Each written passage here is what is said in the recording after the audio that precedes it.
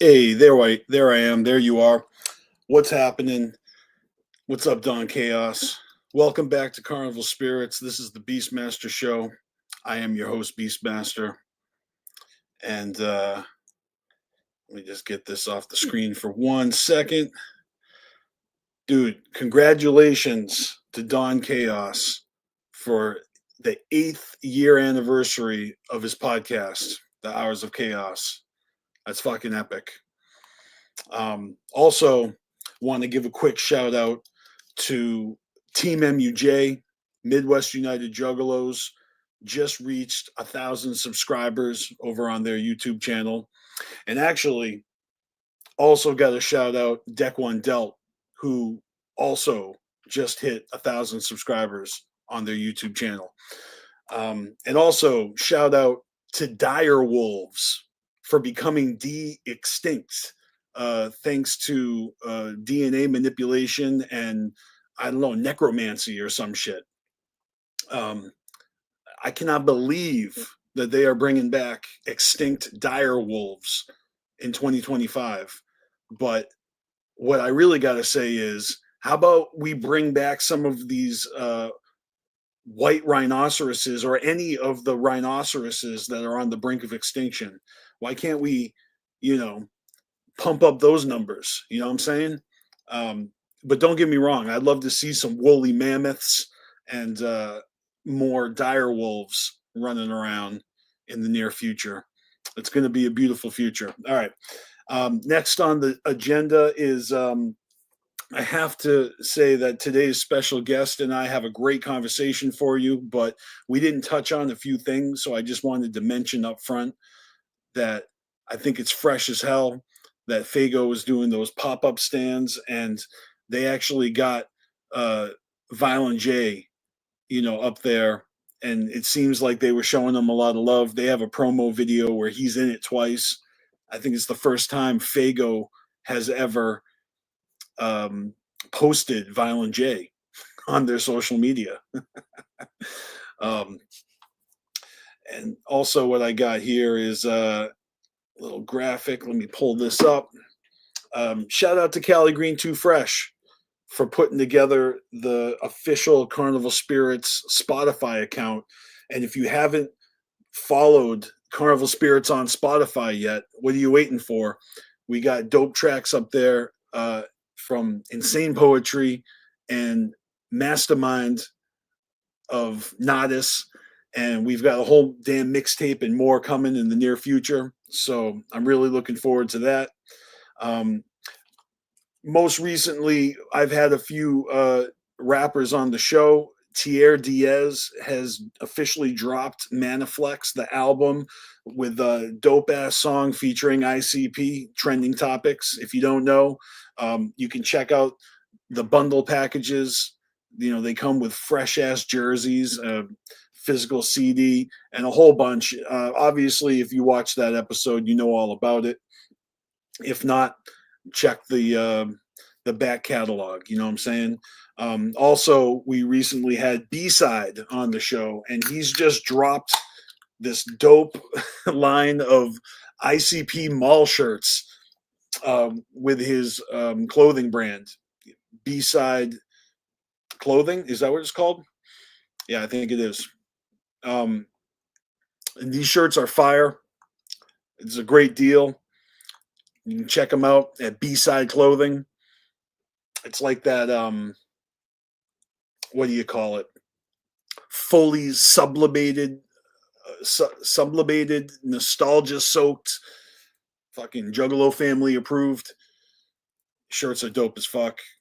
So I just had to show it off because they dropped since he was on the show last month. And shout out to B-Side.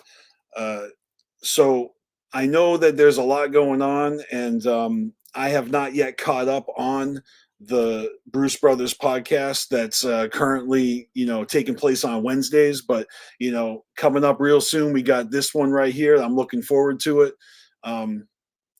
Yeah, shit's pretty fucking dope. And of course, we got the gathering coming up, but we're going to talk about that in a little bit. Violent J posted this on Instagram notes. So I just took a screenshot, threw it up mocked up this flyer real quick, put it on blast because I see a lot of people talking about whether or not the 6 Jokers card is dropping at the gathering. I mean, he doesn't specify, but an album is an album, whether it's the next Joker's card or not. See what I did there? But shout out to Fago lovers who actually reposted this, shared it on the website, which is dope as fuck.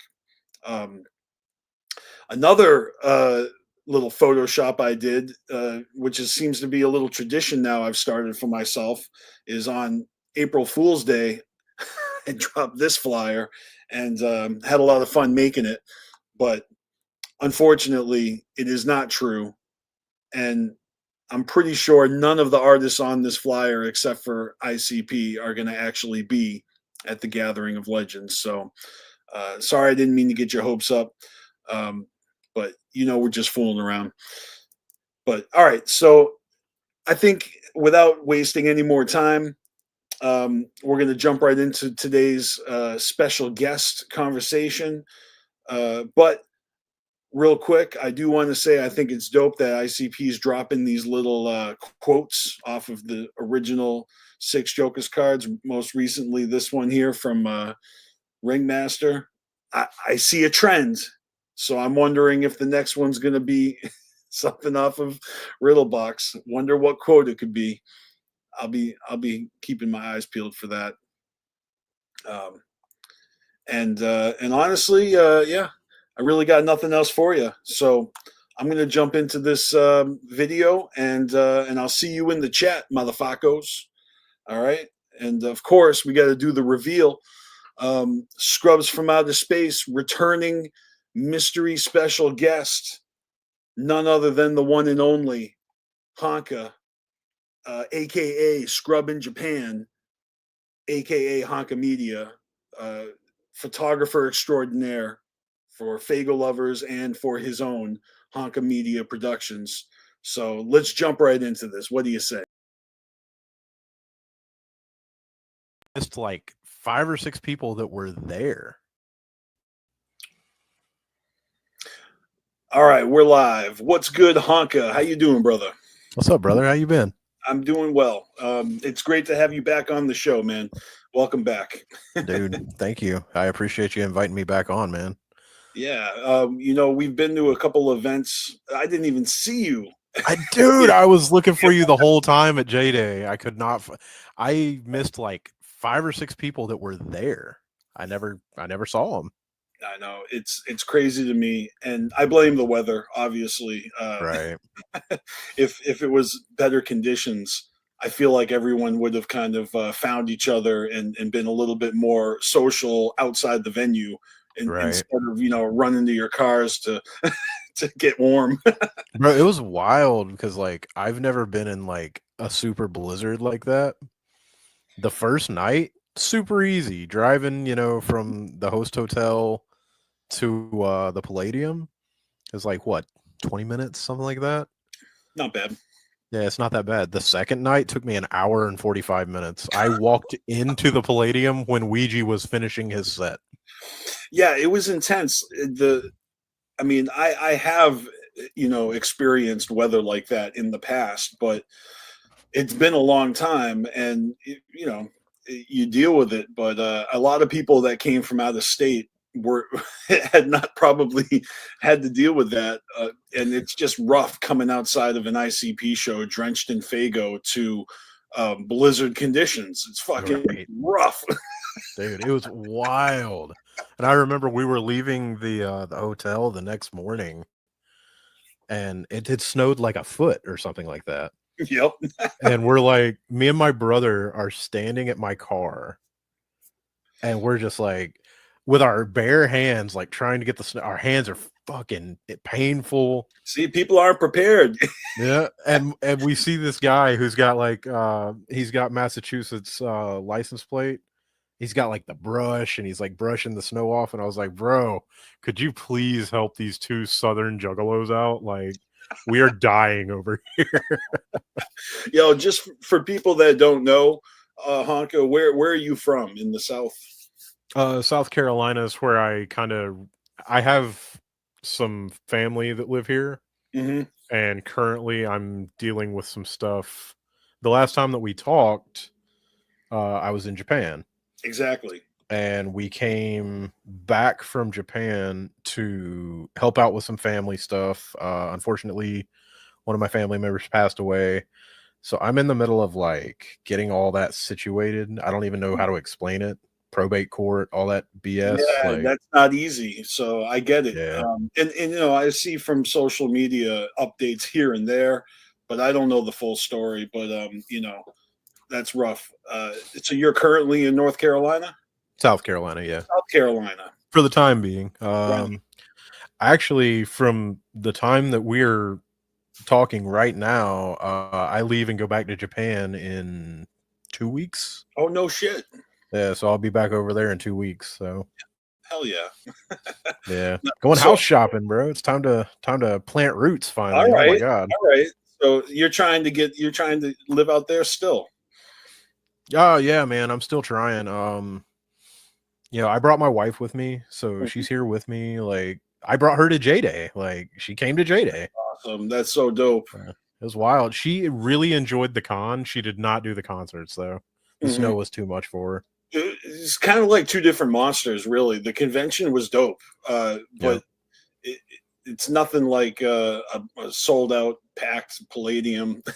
Yeah, which you know, my old stomping grounds. I really had to be there, even though I live like 3,000 miles away. But I've seen more shows in that venue than any other venue. Like just being the Massachusetts juggalo for most of my life. That's wild. You always hear about like Worcester, and you always do. Like you do the Clown Town and the Palladium, and its reputation precedes itself. It's been shouted out a couple of times. Like our Blaze You Dead homie's got that track on Clockwork Gray, zip codes, time zones, and you know, he shows Worcester some love right there. Yeah, I remember seeing Worcester in one of the DVDs, and I was like, "Oh my god! Like, this place is huge." Yeah, that's what's up. Yeah, you know, and that's why I always felt a little spoiled, honestly, because I gone to shows in other states, been to clown shows in Florida. You know, I've been to a whole bunch of different out of state shows, and they always pale in comparison. So, you know, it has a reputation for a reason. It's just it's big, and it draws a lot of dedicated ninjas.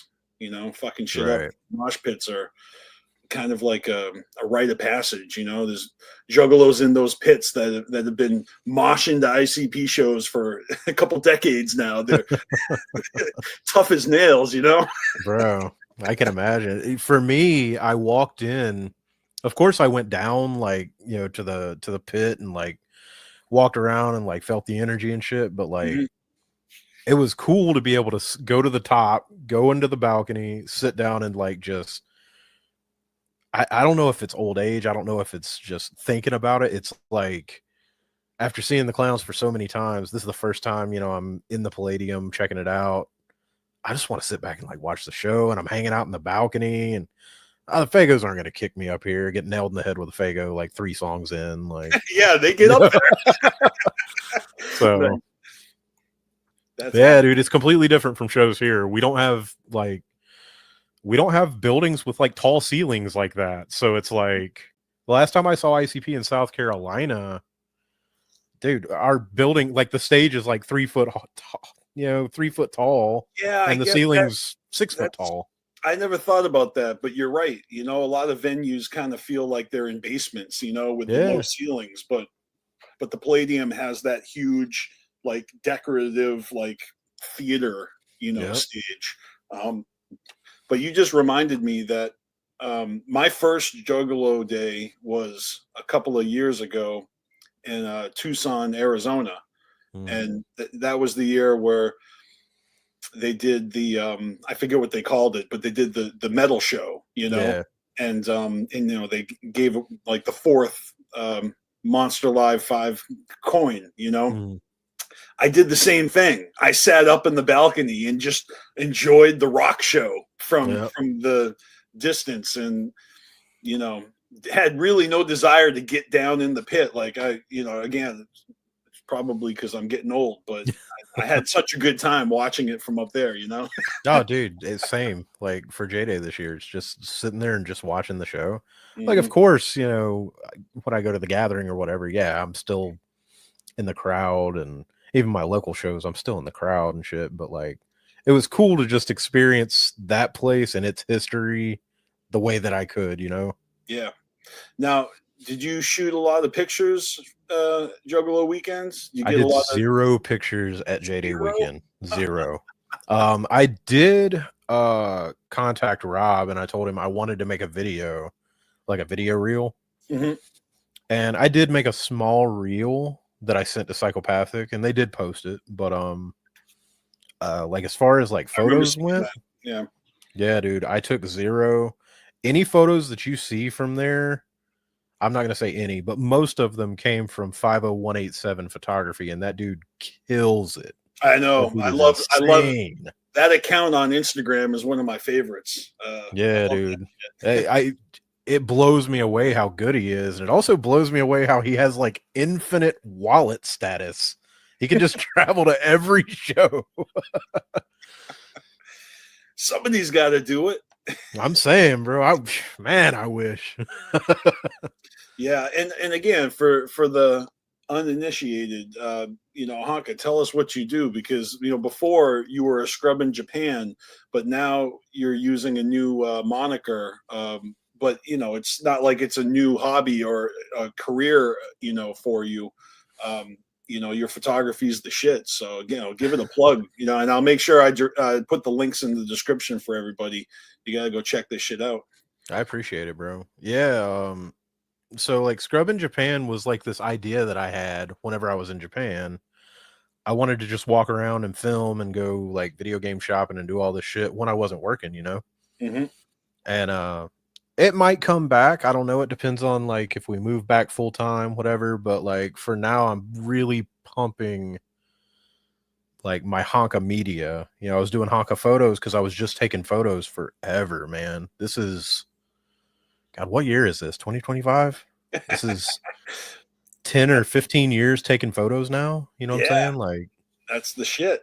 it's been wild, man. And the wildest thing is whenever I moved back to America, I started getting like opportunities that I never thought I would get. Like I was just shooting like the clowns, I was shooting Twisted, I was shooting whoever would, contact me. Hmm. And shout out to Fago Lovers because Fago Lovers, they helped me. They helped me get my start, and I still love those guys, and I still work with those guys whenever they let me. But Hell yeah. yeah, dude, it's just been wild. Like I came back from Japan, I shot Sick New World. That was Corn and System of a Down. I never thought like little scrubby, a scrub with a camera could do something like that. That's wild. Recently I shot Baby Metal. That was dope. Never thought I'd be able to do that. Like, Nice. but yeah, Yeah, dude. and you've got a lot of shows, you know, on your Honka Media, right? Yeah. Hanka Yeah, Media is the name and now. also wrestling events. Yeah, dude, wrestling, all doing wrestling. In fact, yesterday I am in so much pain. Like, I'm glad we're interviewing so I can sit down for once. Yesterday I threw an event in the local town that I'm in Hmm. that we've been planning for a year now. And we had like pro wrestlers come out, we had voice actors. Think like Astronomicon, just on a little bit smaller of a scale. Sure. And I planned the whole thing with my partner. You know what I'm saying? Like, Hell yeah. he was just like, I want to do this. And I said, there ain't nothing to it, bro. Let's do it. Like, but So yeah. what was that called? Like It was called PTR and Games RetroCon. We had RetroCon? like 50 vendors like selling retro video games. We had anime voice actors from like Dragon Ball Z and shit. Yeah.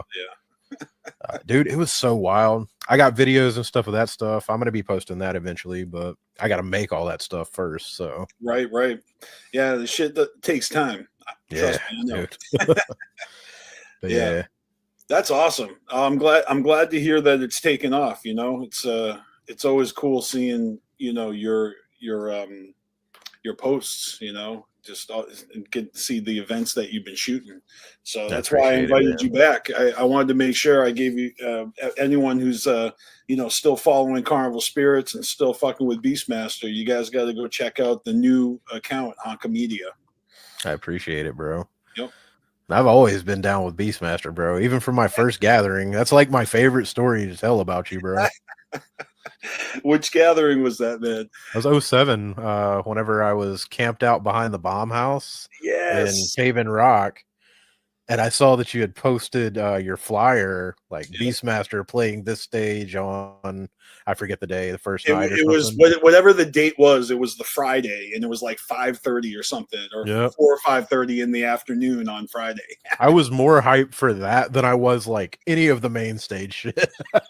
Dude, I tell you, the memories from that gathering, are so crystal clear to me because it was my first campground gathering. And Mhm. so even though I had been to a couple, 2001, 2002, then I missed 5 in a row. I was so amped up, to be there. It was the Right. first Cave and Rock gathering. And dude, everybody was new, even if you weren't like, if it wasn't your first gathering, it was the first one at that huge fucking place, and everybody Yeah. felt new. It I mean, again, I wasn't at any of the other, Crystal Forest or the Muddalo. So without any of that experience, just showing up at Cave and Rock, it was like, holy fuck, we used to be in this little convention center. And those convention centers are huge, but it felt little compared to this. Right, right. Even though you got the main stage and all the seats, and it's just like this big, huge room, Mhm. that still felt like confined and small compared to just this huge fucking stage. And of course they put the bomb house stage right in the middle of the Yep, grounds. yep, So when I did perform, it felt like I was performing for the whole gathering, and I kind of was. You could hear it from all angles. yep. I don't They even changed that remember shit. why I don't even remember why I camped there. I just remember, like, it took me for I've never camped, by the way. That was the first time and almost the last time I've ever camped. And, I was, like, setting up my tent, breaking the fucking tent because I couldn't set it up right. And I was like, "Fuck this," and I walked away. I go through the bomb house, and I was like, "Oh, fuck, BeastMasteR." Like, I was so hype about that. As seen on MySpace, right? Yeah, yeah. MySpace is where it started from there, bro. I mean, that's how I got that performance spot, is by sending out the blog, Mm, to all my followers and telling them to go email off the clock, fuck off radio, and tell them yeah. that they want BeastMasteR. Hell And yeah. it worked. They messaged me and they're like, 1,000 juggalos hit us up. Like, you got it. You're performing. And I'm like, hell yeah. Fuck yeah. Fuck yeah. So you got to go from W fuck off to that gathering? Yeah, it was That was like because how it like it they were spawned they from were that. taking submissions, applications to perform on the Bomb House, and I sent them Dear Joe and Joey. But I sent it in an envelope with printed out comments from Juggalos, like 10 pages Oh of my god. like testimonial Yeah. of people saying how much they love Dear Joe and Joey. And so they're flipping through it and they're reading all these fucking, comments, and they're like, all right, we need to hear this song. But the reason they opened my envelope like first is because it had bubble wrap, like an envelope with bubble wrap, Yeah. Yeah. I highly recommend, anytime you're sending something, send it in bubble wrap, because they fucking love popping it, and so they opened it quick. Otherwise, That's I may have been at the end of the line, and maybe they would have booked everybody up, or I don't know, whatever. Bro, that's fucking dope. I never knew that, because that's how I went to my first gathering, was fucking W Fuck Off Radio. I mean, it's kind of weird, like, to say, but I hadn't been to 5 gatherings in a row, and by submitting and getting booked, I mean, that's what brought me back to the gatherings, and my name's in the book, in the program and everything. Yep. It's not like I got in for free. I still had to buy my ticket. Right. Because we were the Bomb House stage. It's essentially open mic, anyone could submit. I had some other homies. Suicide was on that stage. Forever Man, a whole bunch of people. The funny thing about that, bro, after, I don't know if I've ever told you this, after that gathering had finished, we were like tearing down our tent. I was driving like a 98. Yeah, I think like a 97, 98 Ford Escort. Tiny little fucking car. And my boy came running over to the car from the Bomb House, and he was like, open the fucking trunk, open the fucking trunk. He fucking stole the banner for the Bomb House right after that. Like, and the hilarious thing was, we like sent it to our homies in North Carolina, and we made like our own Bomb House stage or whatever. And they were sending demos of like videos of them rapping and shit to Psychopathic in front of this stolen banner that we just fucking jacked. Like, they were going to get signed with a stolen banner right behind them. I tell you, that banner, I've got a few pictures of myself performing, in front of that banner. And this is a horrible story, just because a friend of mine was filming that whole set. So he filmed it with his like fucking huge camera, because in 2007 he had this whole big camera. He was there to document the gathering.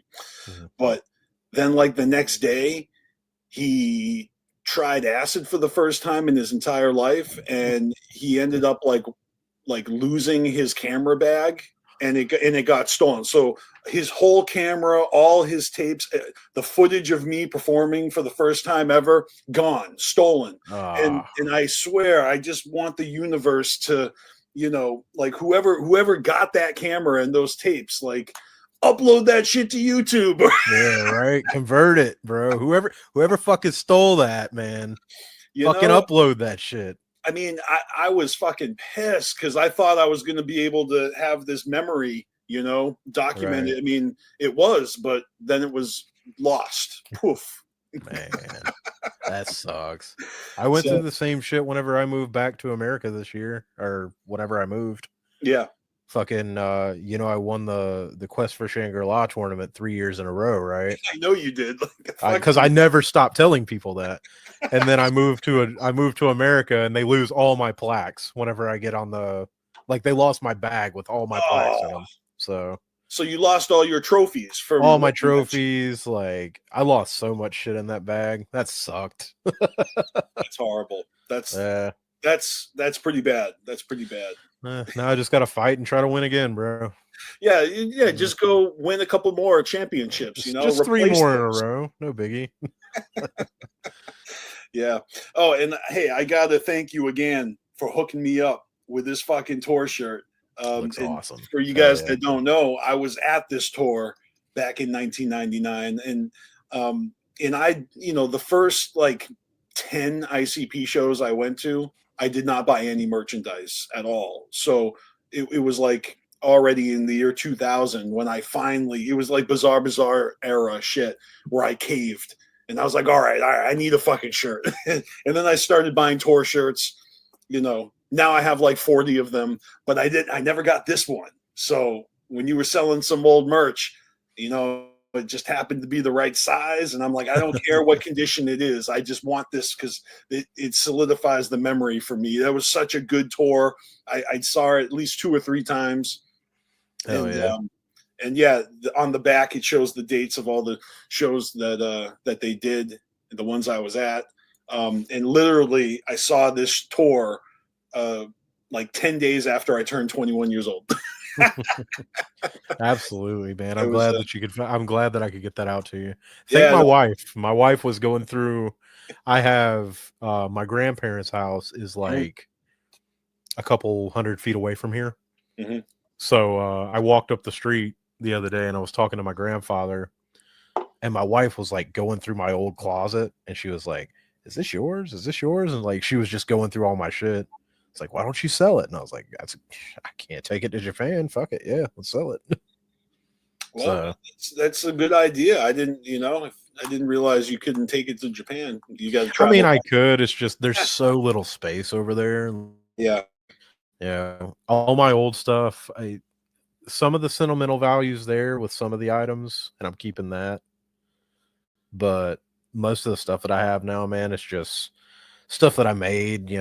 Shit like this. Like, the Game Boy shot. Yeah. yeah, bro, I'm still stoked that I got that. You Like, need to tell that story because that's something that has happened since the past couple of years that we spoke last. So yeah, yeah. tell this because I fucking love this story. So there's a venue in South Carolina. Whenever Shaggy did the God, what tour was it? The Professor Shag's The Quest tour. He's on the quest for the ultimate groove. Yeah, it was that tour, The Yeah, Quest for the it's Ultimate Groove. legs. So that one took a while. Yeah. So he came to a local venue in South Carolina. This place has terrible lighting. There's buried, there's no photo pit, it's just stage and people. And I was hanging out, I was taking photos with my big camera, and I was like, okay, cool. I picked up a Game Boy in Japan, and it's one of the old, like, big fat boys, you know what I'm saying? Like, and it had the Game Boy camera. I threw it in my pocket and I was like, maybe one day I'll be able to get a good picture on it. Tried to take some outside, nothing turned out, looked like shit. I was inside taking photos of Shaggy with my big camera, and something came over me because I saw the way that the strobes were flashing, Mm-hmm. and I tried to time it. And I pulled out the Game Boy camera and I was like, I'm gonna get this. And I took like 5-6 shots as fast as the Game Boy could. Mm-hmm. None of them but one turned out. And the one that turned out was like, dude, I couldn't have asked for a better shot. And it was so good that I put it on a t-shirt because I was like, this is dope, bro. Right. That's a legit Game Boy picture on this shirt. Like, you know what I'm saying? I like how you got the whole Game Boy, not just the picture, but in the frame of the Game Boy. The clown boy, bro. That's right. That's brilliant. Yeah, that's fucking awesome. And honestly, I didn't know or remember that Game Boys had cameras because I had a Game Boy. I don't remember ever taking pictures with it. Is that a Japan version only or? No, they came out here. They're just like I don't want to say they're rare. They're just expensive. They're like $50 for that little attachment. Gotcha. I found it in Japan for like $2, and I was like, okay. So you got the attachment for the Game Boy, right? Yeah, yeah, and it was worth it for $2. Oh, are you kidding me? That's crazy. I'm a photo nerd. Like I like taking pictures. So I need to figure out how to restore my Game Boy because I have it still. I throw fresh batteries in there. The light comes on, but there's no one home. The screen doesn't flicker or nothing. So I don't, and I'm not really good. I'm not a techie like that, but somebody at my job said that you could go to like ifixit.com and there'll like be tutorials on there on how to fix your Game Boy. And that's kind of like in the back of my head on my to-do list. It's not at the top of the list at all, but it's something. It's not super hard, man. It's not super hard. You can get a screen, throw it in there, or if you got a screen that's in there, could just be some weak soldering points. That's all I do now, man, is I take photos and I fix video games. That's it. Well, I guess I'm talking to the right person. Shit. I got you, bro. All right, I might have to message you later. Yeah, for real. Send it over. We got our whole shop. We're good. I might do that because I would love to get this thing operational again. Like I still have a whole grip of games, you know, nothing crazy. Love I that. think my favorite game that I had was Wario. Oh It yeah. was like a Wario game. I don't Yeah. have that one anymore. Like I Ah. think I let someone borrow it like, 30 years ago and never seen it again. Oh, bro, I'm still all about it. My wife, she'll be like, "Why are you like?" I'll be like doom scrolling on Facebook, but I'm on Marketplace, and I'm like, "Oh my god, a Game Boy for $10? Let's go!" Like, I gotta get that. Hey, is this available? All right, now I got to ask you because when I'm doom scrolling, it's such a weird like curated type of content. But one of the things that's happened recently that I have been thoroughly enjoying, and I'm curious what you know about it, is and it was mentioned on the Bruce Brothers podcast, episode one. And I haven't fully caught up on all those. I know there's only a couple, but I did like tune in during a lunch break when it was airing, and Mm. I just happened to catch the moment where Violent J put a stopper in the conversation so he could ask Rob if he knew about the discoveries underneath the pyramids. And he's like, I can't believe I'm schooling you on this. Did you see that? Or do you know I, what I'm talking about? so I saw something about it. I watched like I didn't know that it was on at first because I thought Mhm, you had to buy the subscription or whatever, mhm. but they're simulcasting on like YouTube or something. I don't know. I know it's on YouTube and I think it's on Facebook. So it's kind of like the same shit I do here, Right. but on I Carnival I Spirits. I didn't really know that they were on, and like I tuned in, but I know what you're talking about. I just don't know because I didn't see that from like Jay. Okay. Okay. Well, Jay didn't really do a very good job explaining it to Rob anyway, and they pulled up some graphics that were not the best graphics, and I don't have the graphics. It's what? It's not on me to show everyone, but all you got to do is look it up. They use like sonar, and they basically got this like sonar map of what is going on under the pyramids, and it's like 800 plus meters or like Yeah, it's tall, like like twice, super low, like far down yeah, underneath the like pyramids twice and the shit. height of the Eiffel Tower. Think about Yep. how tall the Eiffel Tower is, and it's twice that height, but it goes underground, and it's like these 8 cylinders and these chambers and all these crazy, theories, and it's been my entire social media feed for the past month because the more you watch videos and read articles about Egyptian shit, the more the algorithm gives you. So I've Right. just been a pig in shit, like reading about like Egyptian pyramids and sphinxes and discoveries, all this crazy stuff, man. I was curious if you were privy to that. Yeah, I had heard about it. I haven't done a lot of research on it, but like I had saw something about that. But in like the world that we live in today, like I don't even know how to explain it. It's like I feel like they like do you remember whenever they announced that like aliens were real and they announced it and nobody gave a fuck because of like what was going on?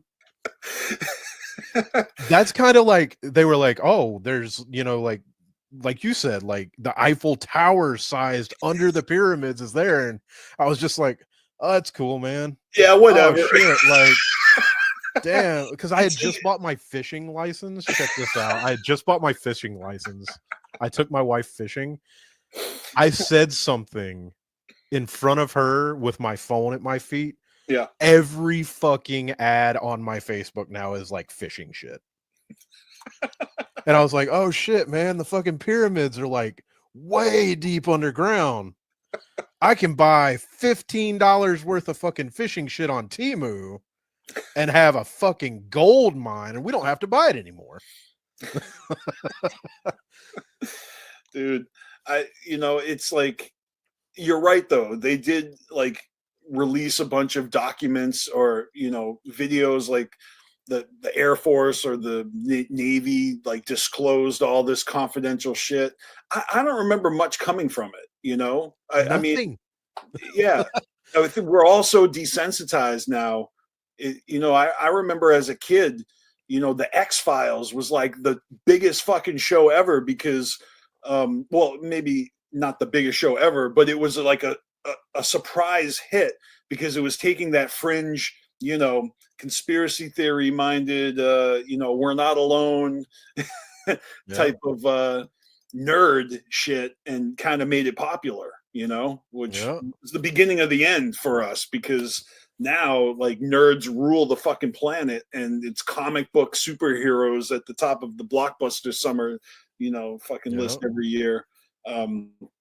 It's a weird world, but I love it. It's Oh, dude, it's amazing. I mean, Like, I'm ready for the aliens, and I don't know if they're buried under the pyramids or if they're going to be showing up, or if we're going to rendezvous at Mars.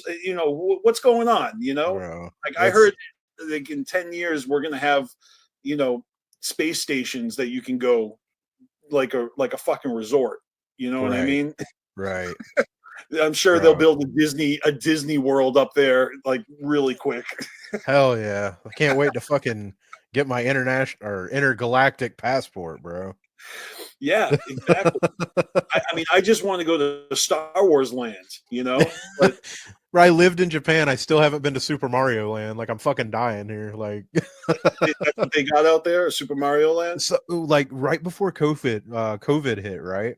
Mhm. They were building at Universal Studios out there Super Mario World. Didn't they build that in Disneyland in They California? did. They Yeah, did. So the whole time, but it opened in what, like 2023, yeah, 24, it's something like that? recent. I mean, I It's very remember when recent. they debuted it and like people were going through and filming, Yeah. POV. Yeah, that looked pretty cool. Bro, the whole time I was in Japan, like for COVID and shit, the entire like 3 years I'm there, just like, man, I wish fucking tourism would open up so I could do something. And they opened up fucking Super Mario World in Osaka at uh Universal Studios. I never fucking made it. And I was like, fuck, man. I moved back to America. Now it's here. And I'm like, now it's in California. I can't fucking go to California. So when you're back in Japan, is that something you're gonna be doing? 100%. You Yeah, gotta check bro. that out. Yeah. 100%. I'm going to go check I mean, that I out. don't know. I can't imagine why you wouldn't try to work there. Like, I'm saying, bro. I'm saying. Dude, I yeah. got to do a lot of cool shit over there, though. Like, I haven't told this story. Uh, Anybody that likes wrestling, right? Mhm. Like in the Juggalo world, Stranglemania is like our Bible, right? Like our wrestling Bible, It is definitely a must watch, right? and that feels weird saying it because I've watched it countless times, you know, back in the 20th century. Right. Well, I was sitting. So I went to a wrestling show over there produced by Atsushi Onita. Mhm. Atsushi Onita was Sweet Baby Bitch in Stranglemania, right?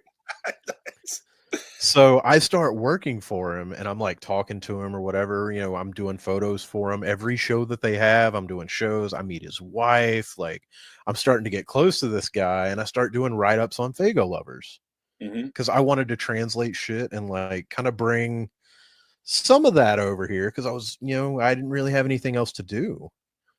And one day I was sitting down talking to Onita and his English it's not the best, but it's also not non-existent. Okay. So I'm sitting down with him and I was like, "Have you ever watched Stranglemania?" And he's like, "No, what is this?" And I was like, "Oh my god, hold on." Like you're like you're in it. I'm like, "Bro, you are in this." And like part of me was like, "Do I show this to him?" Because whenever McFoley found it, he fucking tried to stick up ICP for money and it cost them money. They had to pay Foley, but they were happy to pay him, right? No, Like I remember the story about Mick Foley. They like gave him the money even though he didn't even want it or something. right, right. And in my mind, I'm like, oh fuck, am I about to fuck over like the clowns? Like, if they ever fucking meet him, is he gonna like stick them up for money too? Like, I'm the reason that you guys got to pay another fucking 10 grand or 5 grand or whatever. Sweet But baby anyway, bitch finds out three decades later. so I'm sitting there with Atsushi Onita, the fucking hardcore legend, the exploding ring master, like used to wrestle Terry Funk in the 80s. And I'm showing this to him, and I'm trying my hardest to translate into Japanese what they are saying about him. Well, geez, that can't be. His wife popped in. He said, in Japanese, he said, "What are they calling me? Like, what's my name in this?" And I was like, "It's sweet baby bitch." And his wife kind of explained to him, "Bro, this guy, I thought he was about to kill me." And then he just kind of like very like stern, like stone faced was like, that's funny. And I was like, yes, he gets it. Wow, Dude, that's so that much fun. that's fucking crazy. Dude, I love it. I'm actually, whenever I go back, I land on the 27th. The very next day, I'm going out to watch Pondo wrestle in Japan, and we're all gonna go fucking hang out and try to have like a group of juggalos meet up. Because Nice. I still know a couple juggalos out there. Hmm. So Yeah, hopefully we can make that happen. have you been following the JCW lunacy that's been going on? Yeah, man. I enjoy it. It's so fucking fun. Shout out to fucking Carrie Morton and Billy Bill for letting me work JCW Lunacy as a camera guy at the gathering this past year. That was fucking dope. Thank you Hell yeah, guys. hell yeah. I super appreciate that. And man, it's so fucking cool to see JCW like on a weekly basis. You know what I'm saying? You remember Slam TV, and we got a little bit out of them, but it feels Yeah, like this is what Slam TV wanted to be. for sure. Because Slam TV. Yeah, I mean, how did they even present those videos to us? Was it just on their website? I think Um, it was it Psychopathic? I don't even remember what it was. The pay site that they used to have. yeah, because it wasn't YouTube, and Yeah, it wasn't YouTube at the time. but then they packaged it up into two different parts, DVDs, Yep. and I just remember I forget which one it was, but the episode that they filmed at the Worcester Palladium, I watched it like a hawk in the shadow because I thought it would be more clear, but apparently we were in the shadows, and you could all the little heads, and but there I noticed because my buddy bought, I think so, I forget what the poster was. Somebody bought a poster, Mm, from the merch booth, one of my friends, yeah. and this is actually pretty crazy because I don't see people doing this ever before or after, but they were selling skateboard decks. Oh Like yeah. Psychopathic had like 3 or 4 ICP skateboard decks. Like one of them was like Tempest, and the other Yep. one, and they were just crazy I used to have designs. those, bro, because they came out with one for Twisted. They came out with one for Blaze. I think ICB had 2 or Yeah, 3. so it was Yep. something I had never seen them selling behind the counter at the merch booth in the venue, but they sold me. I bought one from my friend, and they sold it to me, and I'm walking around in the venue with a fucking skateboard deck, and I don't know if like that's allowed. It like I wonder if they stopped doing it because that's a fucking weapon. Yeah, it could be. and, Hell yeah. and so anyway, on the Slam TV DVD on the Worcester episode, Mm. in the background, you can see that skateboard deck that I'm carrying around. Like that's how I found myself. That's amazing. If I didn't have that, I wouldn't have been able to find myself in the ocean.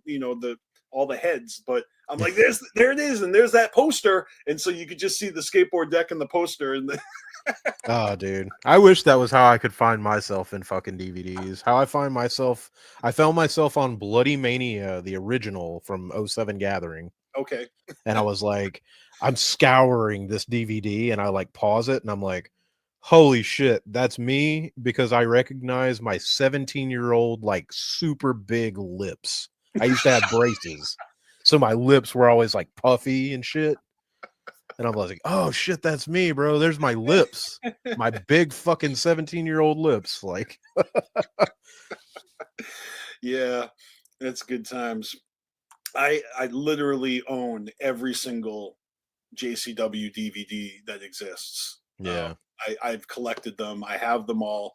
You know, I haven't watched them in ages, but they're in the archives, you know, along with all my other relics.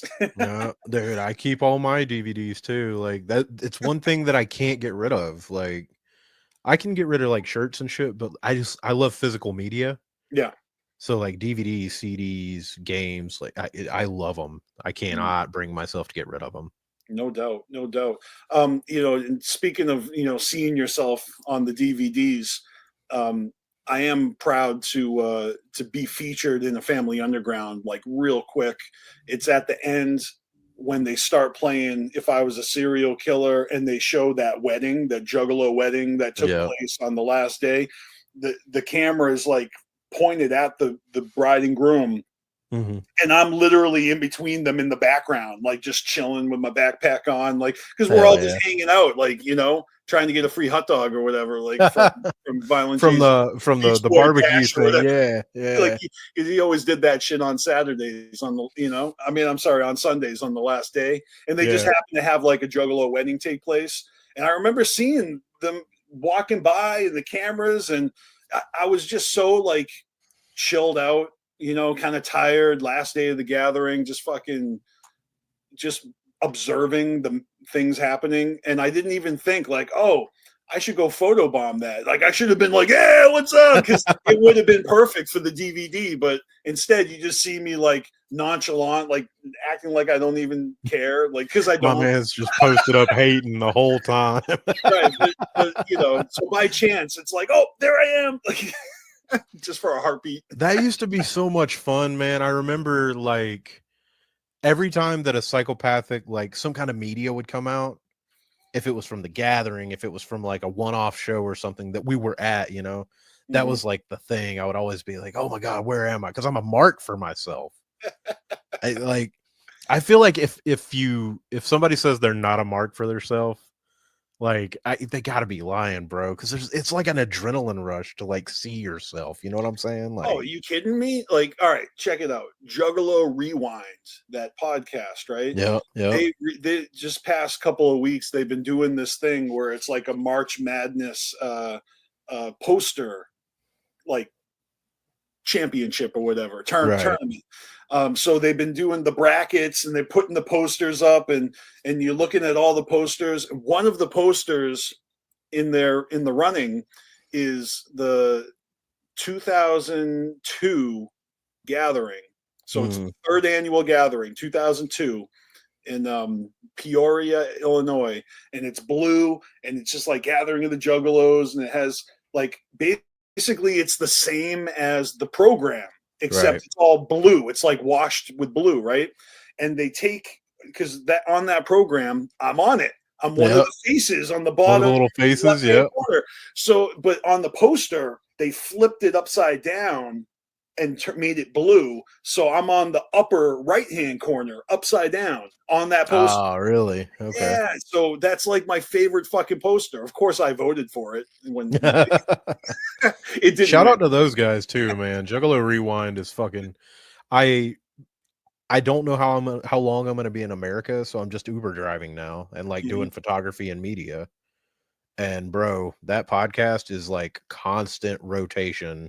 Hell yeah. I'll pick up like people in my Uber and they're like, "What the fuck are you listening to?" And I'm like, "Yeah, it doesn't bother me. Yeah, don't worry about it. It's not for you." Well, maybe it's better than actually bumping ICP. You know, maybe you got like Ang Pao Boom on. I'ma fucking kill you. What? Yeah, Never mind. right. Like, Hell yeah. no, that's pretty cool. Yeah, I love the Juggalo podcasters. You know, the fact that they made it an event at the gathering for the past 3 years is fucking brilliant. It's about Yeah. time, and you know, I've been able to partake 2 out of 3 times, because I didn't go in what 2023. I skipped that year. Right. But yeah, if they do it again, I'm looking forward to it again. You know, I had it's a just blast at it last year, bro. It was so yeah, good to be back. I had missed the COVID gathering because I was in Japan. Or they canceled it, right? yeah. They No, canceled that it. one it just didn't even happen. Yeah, so I missed that one, and then I was in Japan stuck for the next year. What was that? Gathering of 2021. Dreams. Was that? Gathering of Dreams, yeah. Yeah, I missed the Gathering of Dreams, and I missed the Wicked Clown from Outer Space Gathering. Right. So, and that dude, that sucked. I got to tell you, man, That's one I missed too, yeah.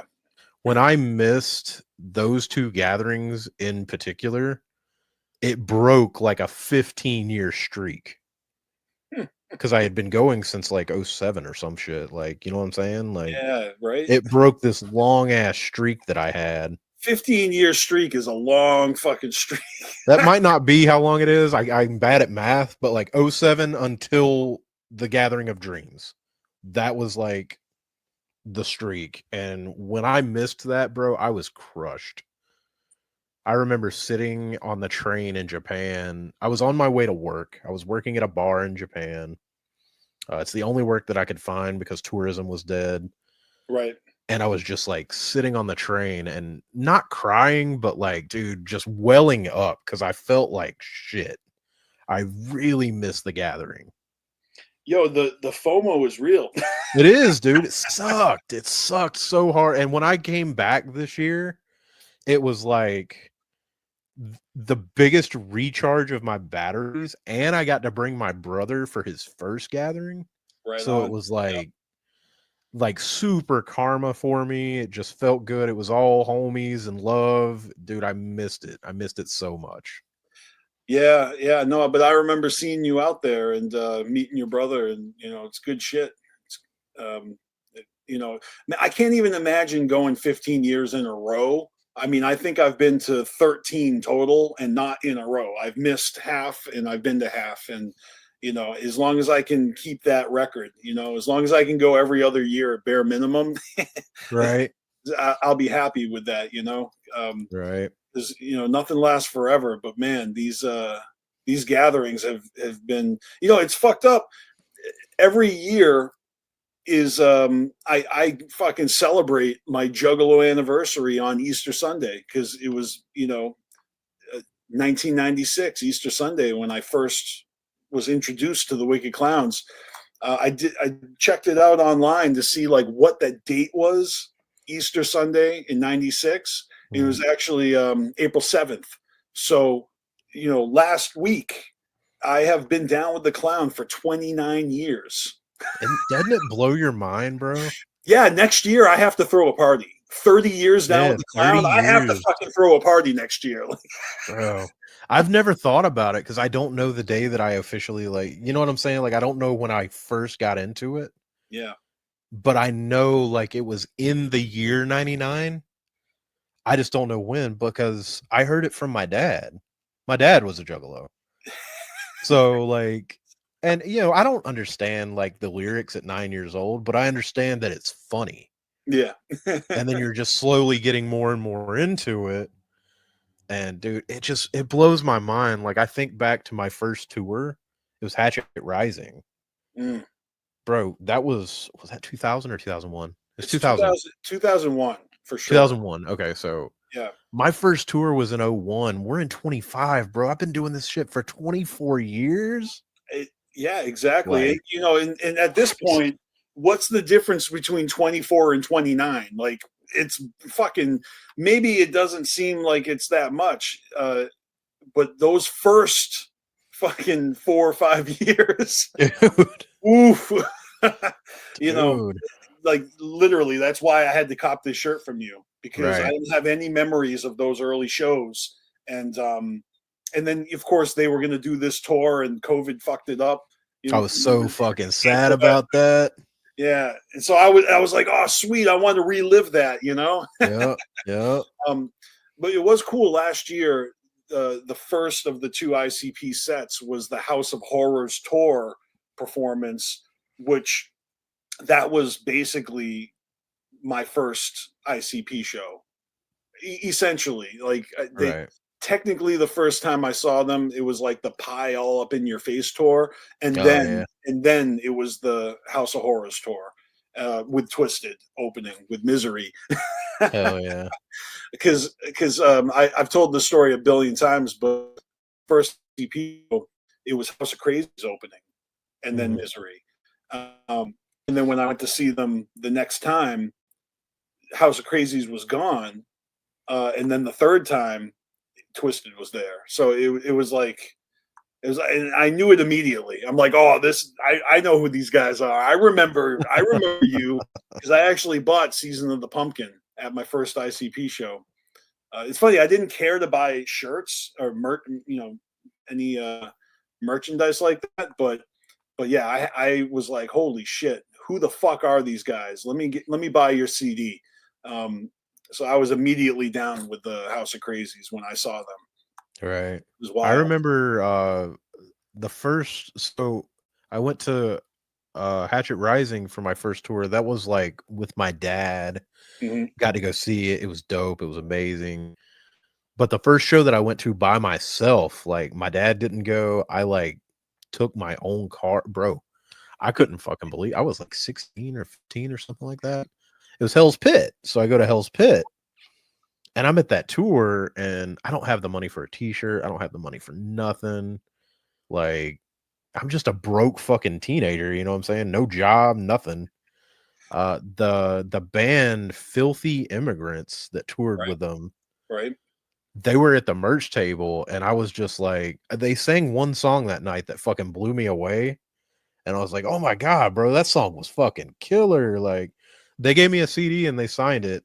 I don't know whatever happened to those guys, but I No, still have that CD. You know what I'm saying? Like that's my memory of the Hell's Pit tour. that's awesome. Yeah, I definitely did not catch the Hell's Pit tour.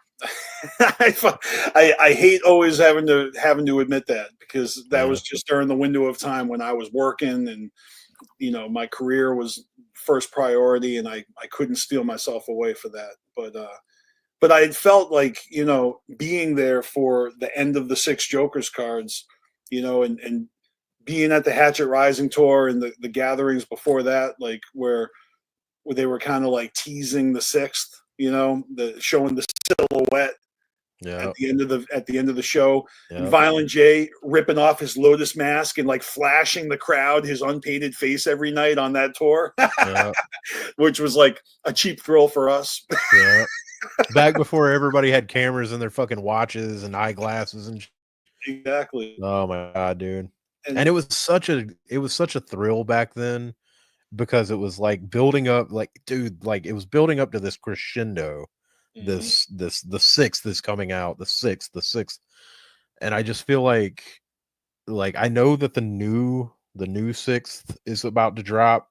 They're yeah, talking about it. it's crazy. And what do you think about that? Like, because it wouldn't be the first time that they promote something with a deadline and then that deadline comes and goes and we end up getting it like the following year or whatever. Right. But I Violent J is so adamant that the next ICP CD is coming out at the gathering, but I just find his wording interesting because I haven't actually heard him say the Six Jokers card is coming out at the gathering. So it may end up being like a bizarre situation where it's like Right. the calm before the storm. The like we didn't lie. Here's a CD, but it's not the knot. Right. Right. Dude, it's so weird because it's like I was talking to somebody about this the other day. I was talking about how do you remember when they used to have like contests and you could call the hotline and they would be like, all right, if you're in Detroit, go here, look underneath the telephone pole, you'll see a piece of paper, blah blah blah blah blah. And granted, I was in the South, so I couldn't fucking do any of that shit. But I remember calling during Mhm. those times, and I remember back in the day, like when Jekyll Brothers came out, when Bizarre Bizarre came out, they had all this backwards talking. And Mhm. back in the day, you remember, bro, it was not easy to fucking reverse like a CD or something. Like you would have to put it in your computer, your parents' computer. That's what I did though. I Yeah. mean, I was in college and I was taking computer classes. I actually had a job as a Mac lab monitor. So, I would sit there and teach myself how to do Photoshop and get paid. Yeah, dude. And And we had music editing programs where I actually went in and reversed all the backwards talking and made little MP3 clips for myself. Dude, for me, it was like, keep in mind, I'm like 11 years old at that time. I'm at my grandparents' house because they're the ones that have the computer. Yep. And I'm like putting in Bizarre and I'm trying to turn up they don't have headphones. They don't have headphones. They have these big fucking computer speakers. I'm turning up the volume just enough to where I can get away with them cussing. And then I'm taking like, do you remember back in the day, like old PCs had those standalone mics? Yeah. They were like connected by a wire to the back of the, like I'm trying to like finagle it so I can get the microphone like close enough to the speaker to record it so that I can reverse it Right. later. Like, oh, dude, that's the shit that I miss though. I miss working hard for that.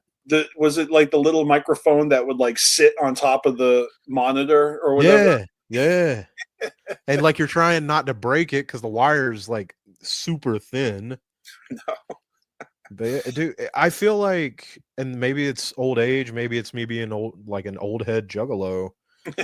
I feel like it was fun, and it felt like you were accomplishing something when you were getting a piece of the puzzle that not everyone else got. Like that was, I don't know if that, again, I don't know. I feel like today now you can just get on YouTube, type in what's ICP saying in reverse on the Jekyll Brothers, and there's a video. Yeah. Well, And no, I mean that's the world we live in, though. That everything is accessible. yeah, Like, for better or worse. Yeah. I mean, but that doesn't mean everyone's actually taking the time to do it. And I guess that's the difference between, a certain type of juggalo that was like, you know, out of necessity had to go hunting, or um, whether it's like a collector or someone who likes, because I used to collect MP3s. I mean, being young during the Napster era, and I never downloaded any music from Napster ever. Not because I didn't want to, but because I don't know. Like I knew that Metallica was suing people. Yeah. I was a LimeWire guy. So, anyways, but I mean it, man. Like I used to try to like search and find and download as much rare ICP audio as I could, and reversing messages. Like so, I had hard drives of music, and I still do. I have the biggest collection of chicken hunting remixes. I must have like 40 fucking different remixes to chicken hunting alone. I'm not even exaggerating. 40. Like chicken hunting, the acapellas and whatever, they were out there, and motherfuckers be doing like fucking, I don't even know, like Tupac, dude, that's the earliest one I remember was California like Love and shit. or like the Super Mario Brothers version. You heard that one? Yeah, shit like that. Like just chicken hunting remixes that you never would have thunk, like techno chicken hunting remixes. Like, and I saved them all. I got them all in a file somewhere. Dude, I remember that too, man. Fucking, I remember the first time I ever heard the song "Ask You Something" by ICP, because I never got I didn't know there was a fucking other version of Forgotten Freshness. Like even though I was around at that time, the information was scarce for some of the southern juggalos. If you weren't in like the Midwest or like a clown town like fucking Worcester or something like that, it was scarce, dude. It was hard to find shit. It's just one of those things you wouldn't know it until you knew it, until someone told you or you found out. And I remember playing all my rare ICP music for friends like around 2008, 2007, whatever. And I'm going through and I'm playing all my old rare stuff that I've been collecting for like a decade.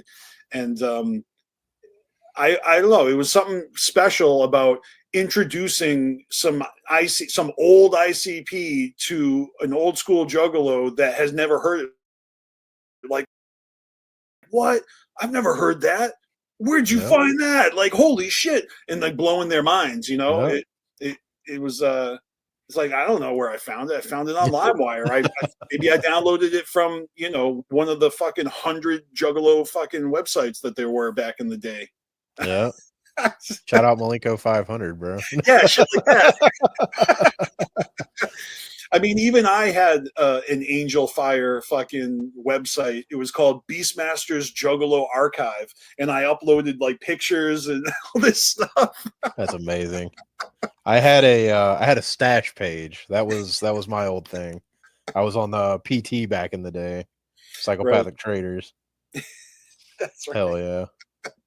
So that's why social media really brought the Juggalo universe together, and I remember, I'll never forget, like, it just like a light bulb turned on the idea. I was like, wait a minute, because MySpace was new to me, and so whatever year it was, 2005 maybe, I just wait a minute, I wonder if there are Juggalos on MySpace. And I did a search, and all of a sudden it was like, holy shit, yeah, are there ever Juggalos on MySpace?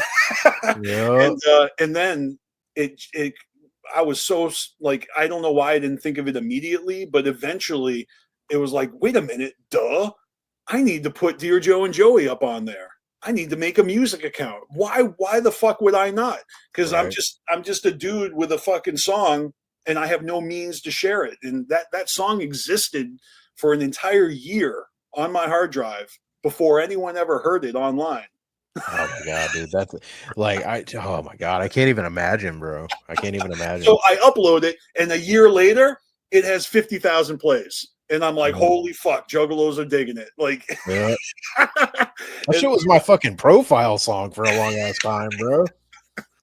I don't know how other people's experiences were on MySpace, but mine was phenomenal. It was because of Juggalos loving the fucking music I made, and it's a whole new world now. But yeah, that opened a floodgate of fucking clown love into my life that can never be taken away. It's amazing how the community is, morphed and grown and shrunk and grown again. Like it, and I always laugh when people, got a bug up their ass about this or that. It's like, God damn, this is a marathon. Like you can't literally get so upset about things that are out of your control. Like I've never seen so many people act so silly. But that's Juggalos for you. Dude, social media has made it so that, like, I don't even know how to explain this. It's like it's my biggest source of entertainment and also my biggest source of like, I don't even need to see this today. Like it's like if my day's going terrible, I flip on my Facebook or something, and I'm like, the first 10 posts are going to describe whether I continue using this or I shut it off for the day. That's funny. No doubt. I hear that. The current state of Juggalos is, I think, in a good spot personally. I mean, we've gone through a hell of a lot, and especially with the whole dismantling of the roster, and I feel like everyone kind of copes with that in a different way, but it's been, almost a decade now. A couple of years from now, it'll be 10 years since the feud, broke out. We're already fucking 10 years past when Twisted left the label, and everything happens for a reason, man. I'm pretty pleased because most of the fucking trolling is simmered down, because even though I'm not really into Magic Ninja Entertainment, I'm not into fucking dedicating my life to pissing them off. You know what I mean? Like it's irrelevant, whether or not they're thriving or not. Like I don't give a shit. Like I'm kind of a psychopathic soldier, but it's none of my business what the rest of the underground is doing. And I kind of like, how the underground is doing right now. There's a lot of dope, artists out there currently that are grinding, and I'm rooting for them, and trying to find my piece of the pie as well. I'm still fucking with music and still keeping Carnival spirits alive. This is kind of like my portal into the Juggalo, stratosphere. So it's it's always a blessing, because going to the shows and seeing people in person, that is where it's at. Yeah. And I've disappeared. I've gone months and even sometimes like a year without even fucking doing shit online. And when I do come out of hibernation, it's always nice to see that friends are still fucking kicking it. It's yeah, let me throw this up on the screen real quick. Are you going this year, bro? Of course. I'll be there. Gathering of Legends. What do you think? Is it going to be Tech 9? Who's it going to be, dude? Is it going to be fucking just Ice Cube again, or hell yeah, let's get Ice Cube back out there. Honestly, bro, everybody, I've said this to people, and some people have ran with it, some people have not. Some people think it's dumb, some people think it's dope. I want to see, like, when they say legendary, are they just meaning the good, like the acts that killed it? Because I mean, if you're talking legendary, oh no, you're not gonna go there. I already bro, think I know what you're gonna say. Andrew WK needs to come back. Oh, that's not who I thought you were gonna say. I'll be down with that. I want to see Andrew WK again. So I went into this rabbit hole the other day, and I was like, I watched the video from '08 where he was dancing on stage. This is for you, for you. I watched it. I had fun watching it. There's not a lot of like these moments at the gathering that really stick out in my brain. Of course, Tila Tequila's one, where she got That's fucked what I up. thought you were gonna say. Like, Dude, I don't think she's ever coming back to the fucking planet Earth. I think she's gone forever. Maybe we're to blame for that. I don't know, dude. no way. We are not taking the blame for that. hitting her in the head with rocks.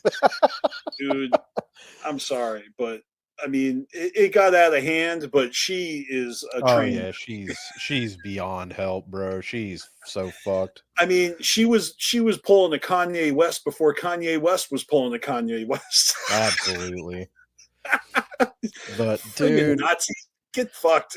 Yeah, absolutely. Fuck those fuckers. But I was sitting here and I was going through this rabbit hole with Andrew WK. And did you know he just fell off the face of the earth a couple years ago?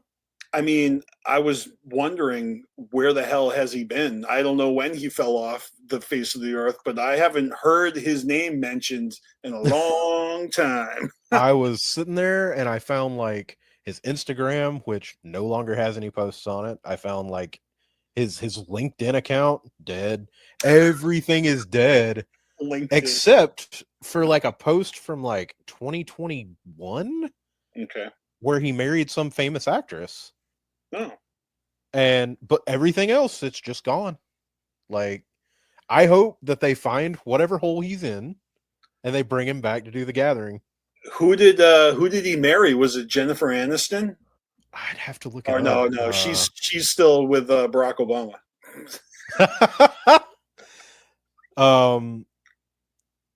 God, dude, I don't remember her name. I cannot remember her name, but I remember seeing that and I was like, oh shit, he married her? That's dope. Where is he? I just want to see him come back locked up in her basement, probably. Apparently. Just bleeding from the nose. But yeah, fucking, that's what I'm thinking. I'm hoping we get some of the big hardcore acts that we've got before, but I'm hoping some of the misses that happened get to come back for some redemption. Yeah, that would be cool. I'm not saying everybody. I'm not saying Bubba Sparks. When you get an award named after you, there's no coming back. No. But maybe like Method Man, Redman, because I Method Man know and Redman. they didn't have the best experience, and it would be cool if they came back and had a better experience, Yeah. Although Wu-Tang Clan is doing like a final tour this year.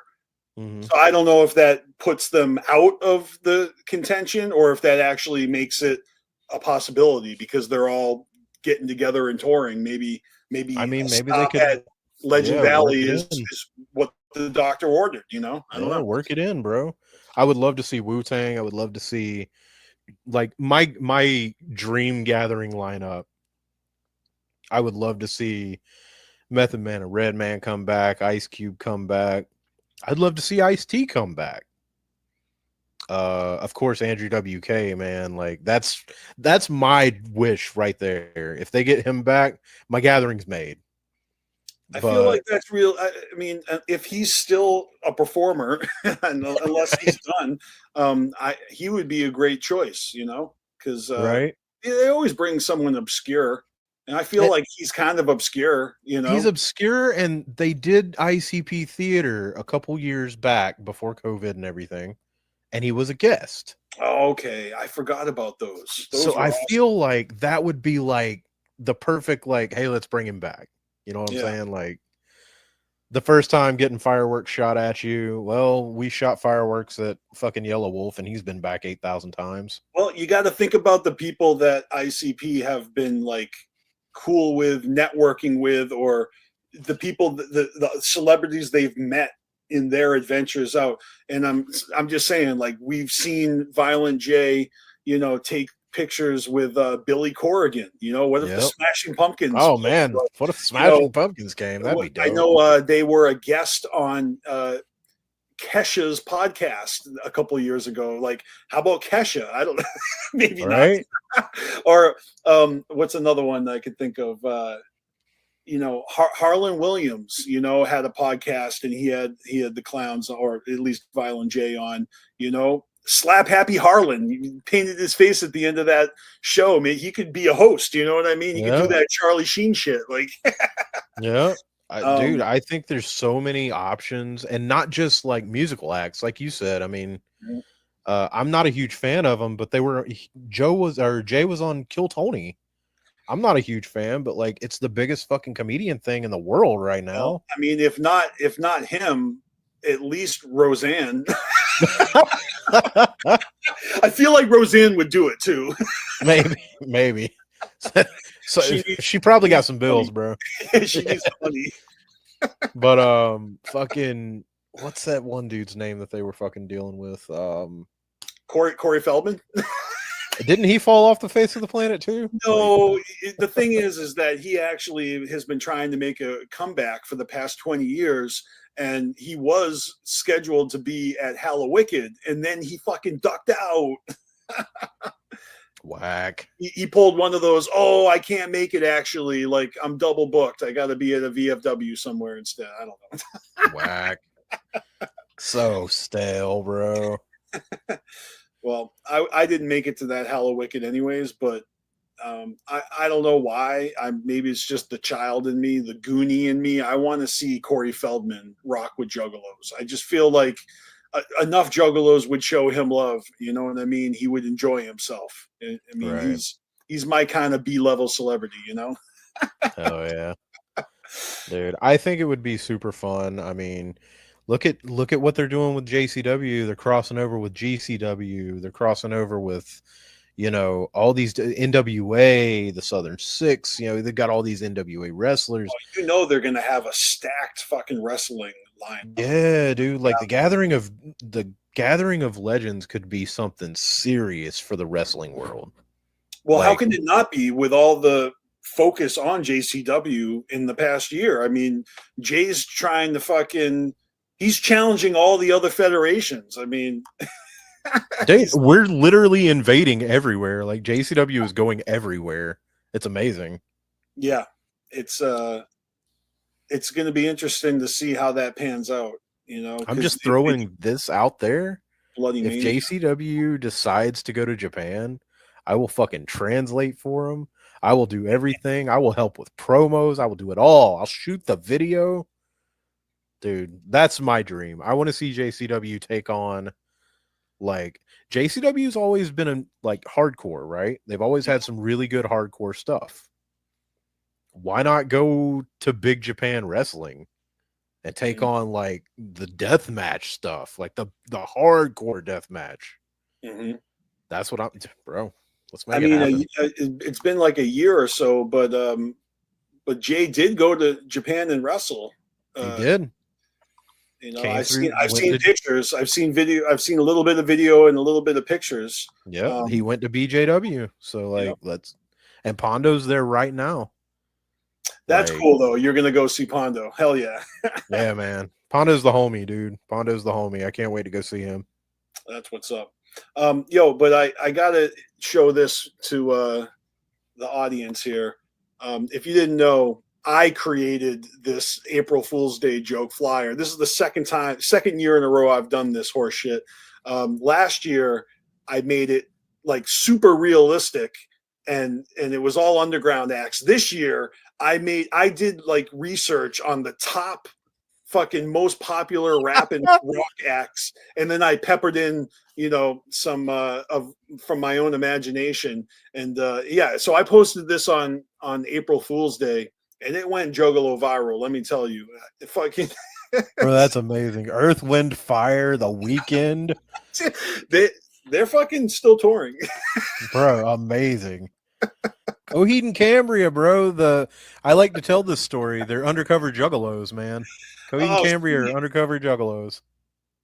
I didn't know that. I don't know anything about them. I just wanted to put some metal bands on there that were, what I imagine would be a long shot. But, if Coheed anyone on this flyer actually ends up at the gathering, I can say I called it or I manifested it.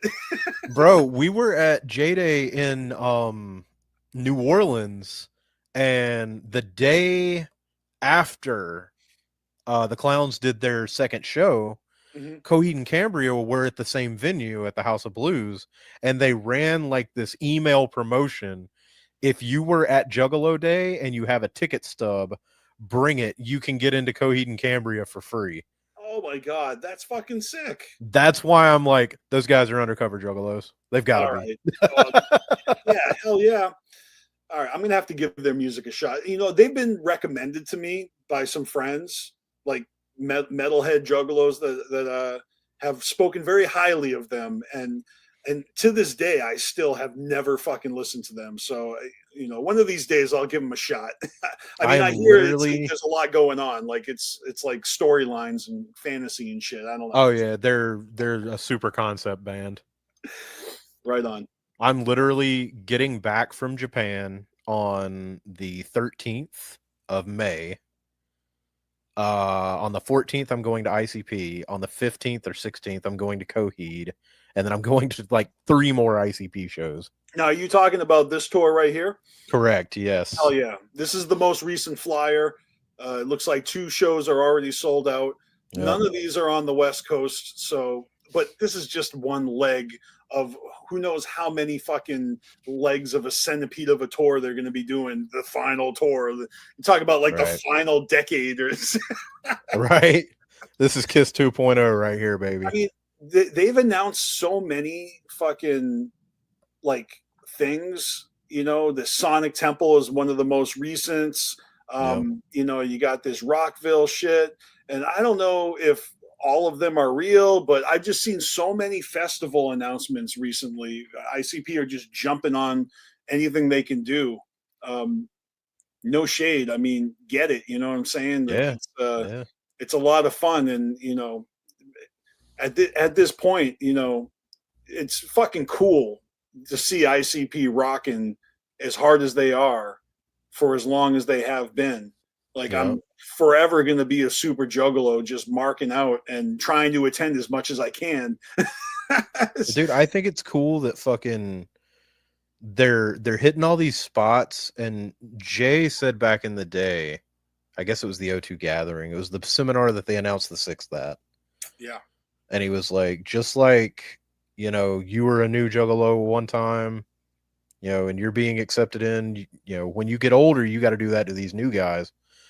I like that they're doing fucking festivals because, I mean, it's bringing in new fans. It's bringing in new juggalos and shit, It's keeping the train rolling. Yeah, it's keeping it alive, I personally can't afford to buy everything. You know what I mean? I know for a fact that I have spent enough money on Juggalo shit that me alone has paid for Ruby Bruce's college, education.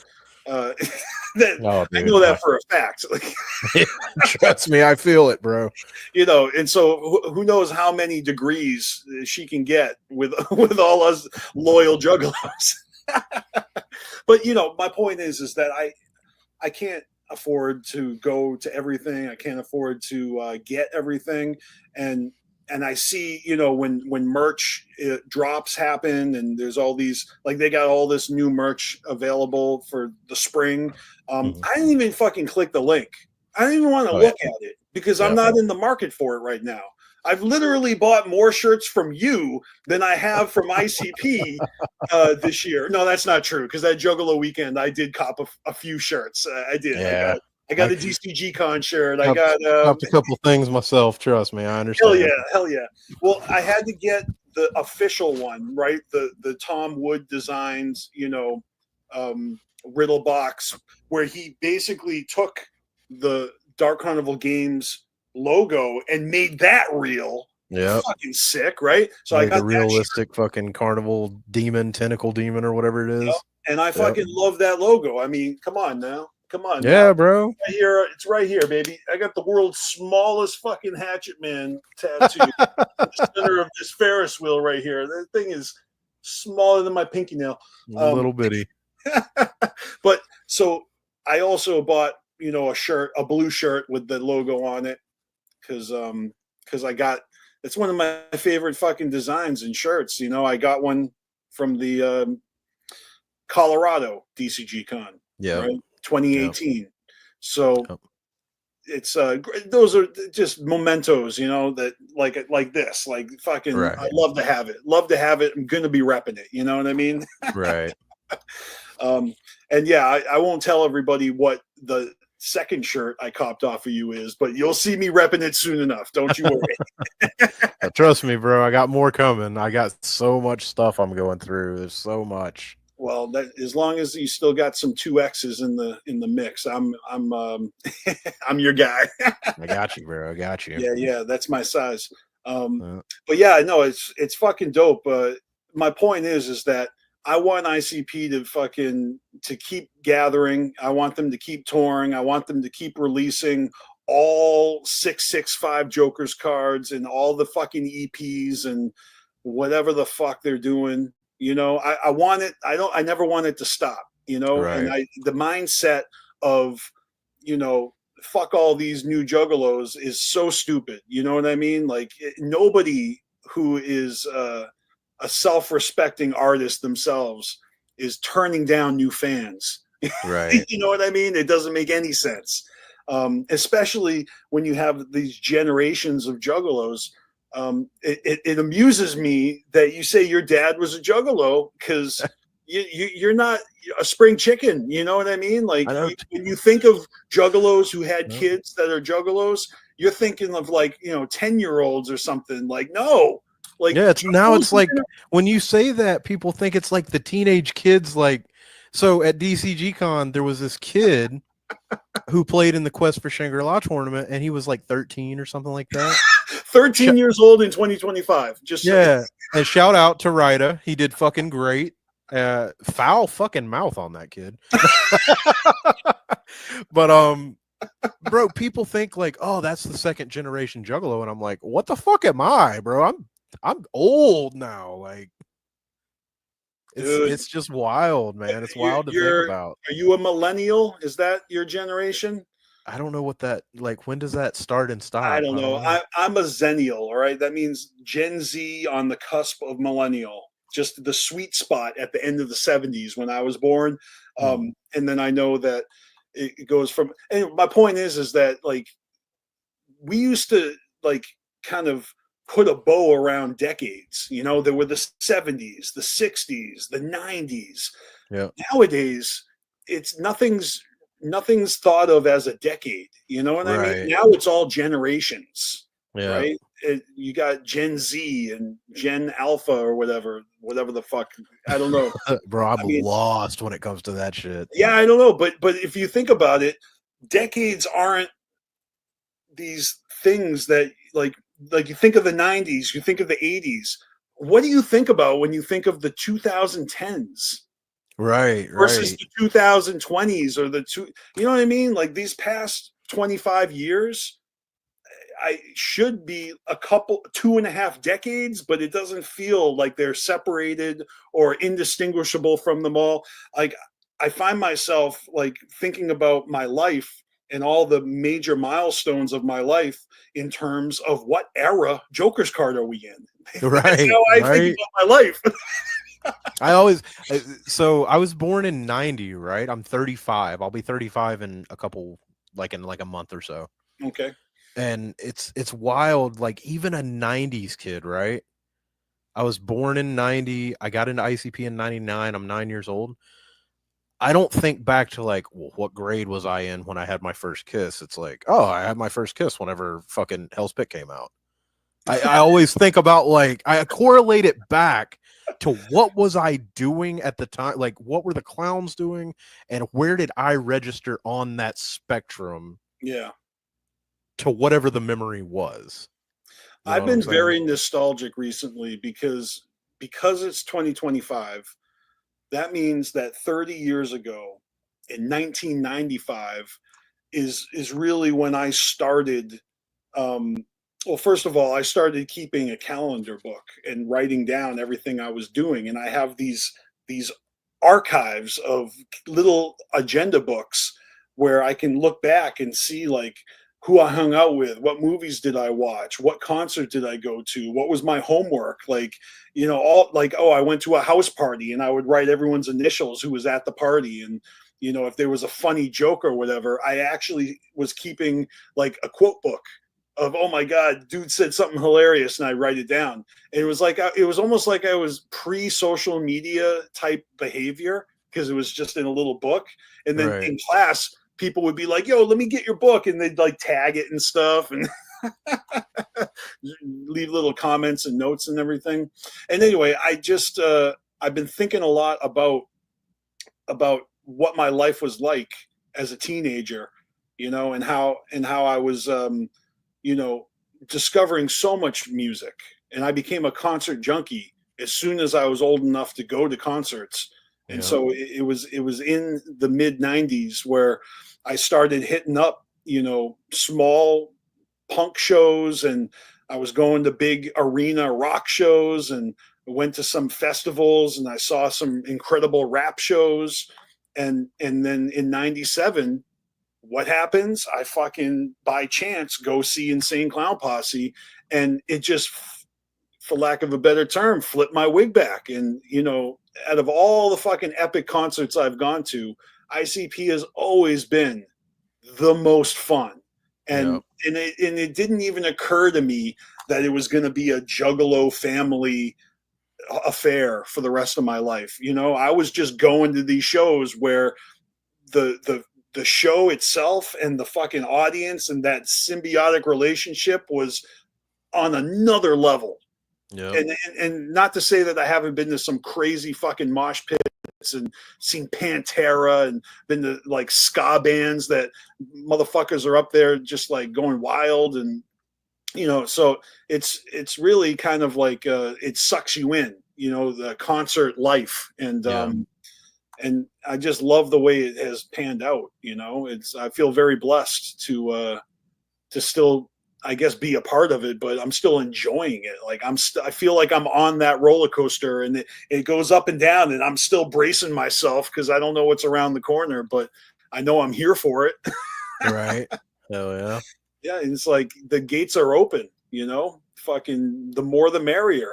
That's what I've been hollering this whole time. it's Yeah, you dude. know, you need more motherfuckers to keep the engine going. Yeah. Whether they're a Murchalo or a Wraithalo, it don't fucking matter. Alo. Yeah. Dude, for me, it's like I was on a podcast a couple years ago, right? Mm-hmm. And they had me debating this guy. Shout out to this podcast. It was called "Convince Me to Like This Band." Okay, They flew me to New York. that sounds rad. They put me on this, like, I'm debating a guy, and the guy that I was debating was a Grammy award winning producer. He had worked for like RZA. Oh my Like, god. he had worked for like all these big fucking names. And of course I'm debating ICP. And he was Was like, that the deal before you went? Like it you was knew right you before were I going moved there to to talk Japan. about ICP? Yep. It was Okay. right before I moved to Japan. Okay. And I'm talking to this dude, and he was talking to me about like what are I'm trying to remember the exact phrasing, but he said something like, you know, how do you know that the message of ICP isn't getting misconstrued?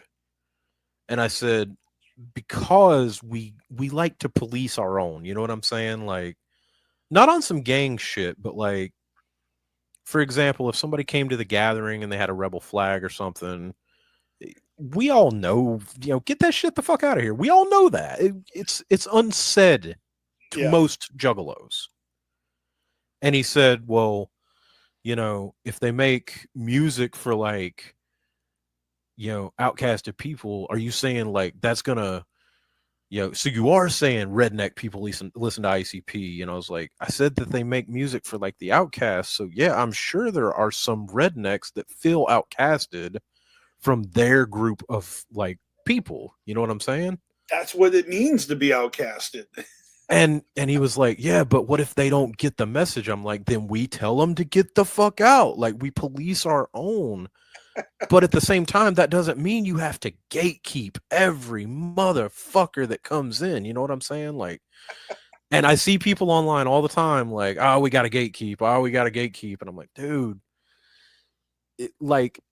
there's a leeway. There's a leeway where somebody can listen. Oh man, I like this band. They fall into it. Cool. And if they make a mistake, you don't like give them the boot immediately. You try to teach somebody. And if they don't get it after that, maybe you're like, all right, man, you're fucking up the image that we have. You know what I'm saying? But for the rest of people that come in, bro, it's just open arms. Like, I like the way that we used to police. I hate that people keep saying gatekeep, gatekeep, gatekeep. It gets a little excessive, and who the thing that gets me is that I see people talking about gatekeeping, and they're like 30 years old, and I'm like, well, hold on here, like you weren't even born when the Yep. fucking ringmaster was out. How the fuck are you gatekeeping? Like, who Yep. anointed you? And so I just find it funny that to be a self-proclaimed gatekeeper, it just means that you're trying to keep your precious little, special thing just for yourself. And it seems a little selfish, because you can't control the fan base and the audience for anything. You know what I mean? Yep. That's kind of the whole point of of having no cost to entry. Like, this is not a a fucking fan club where, although I'm trying to get my fucking Juggalo card as soon as they do this 5th Ultra Live Monster 5 show, and then I can be a card carrying Juggalo, and then I can officially gatekeep everybody. Yeah, right. You're gonna be the number one gatekeeper. Yeah. Somebody sell me your coins, man. I only got 2. I missed a couple of the shows because I was over there. And Yeah. yeah. I, I don't know, man. I mean, I'm sure if you really wanted to, you could get your hands on those coins. They're out there. Honestly, man, if I didn't go to the show, I don't deserve them. That's how I look at it. Well, that is mighty honorable of you. Yeah. If I didn't go, I don't deserve them. So Well, that's how I feel about a lot of things, actually. I'm not really trying to, dope T-shirts and jerseys and stuff for like special events, like Juggalo weekends or whatnot. I don't even crave that shit. Like, the reason I wanted this is because I was there. You know, if there was a dope right. T-shirt for an event, like, I see a lot of fucking dope merch, but it's not for me. It's for the people who were at that show. So that's Yeah. I get what you're saying. But then if Yeah. I'm at a gathering, I need the gathering shirt, like the gathering shirt, Right. for my collection. Yeah. You know what I found out recently is that I am missing one of the programs from the gatherings I've been to. I forget what year it is. It's like 2000. It's one of the Cave and Rock gatherings.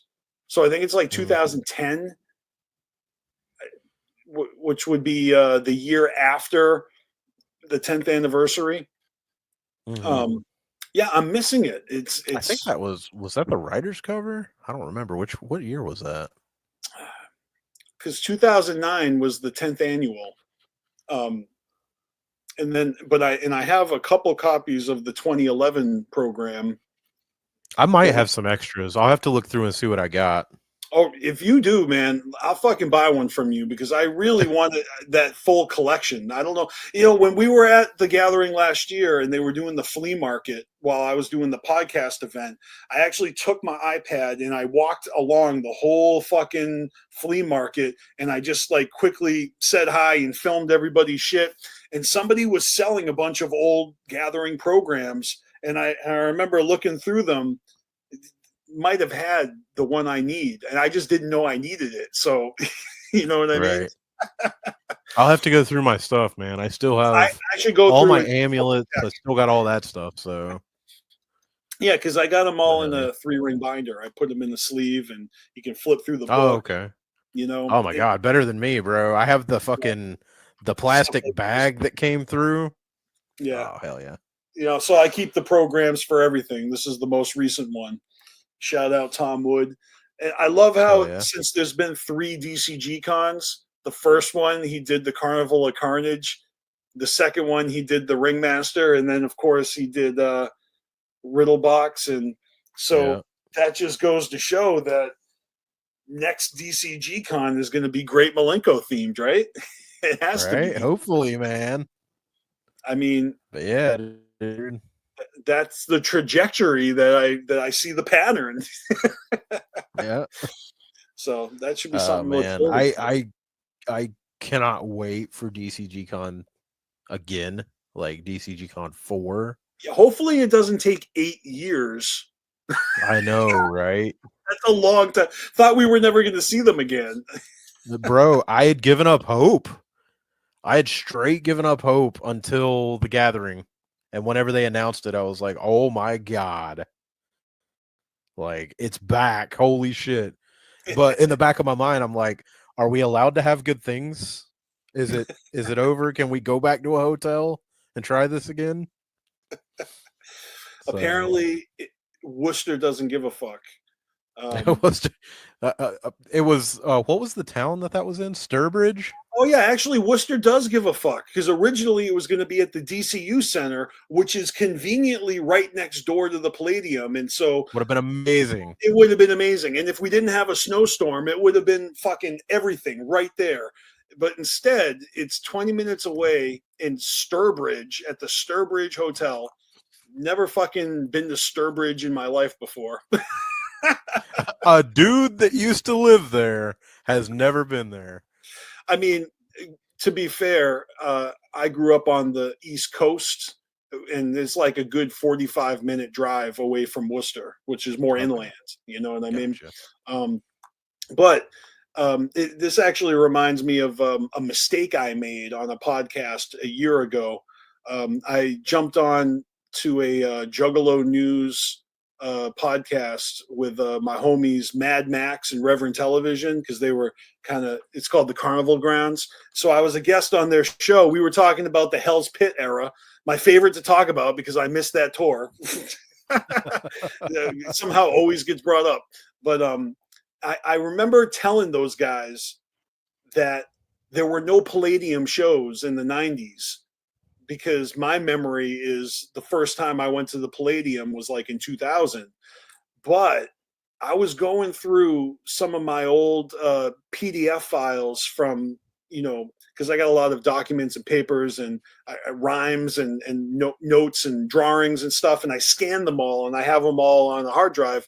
And I came across a fucking sheet of paper that had listed literally the dates of every ICP show I went to from the beginning, and there were 2 Palladium dates on that list from the 90s.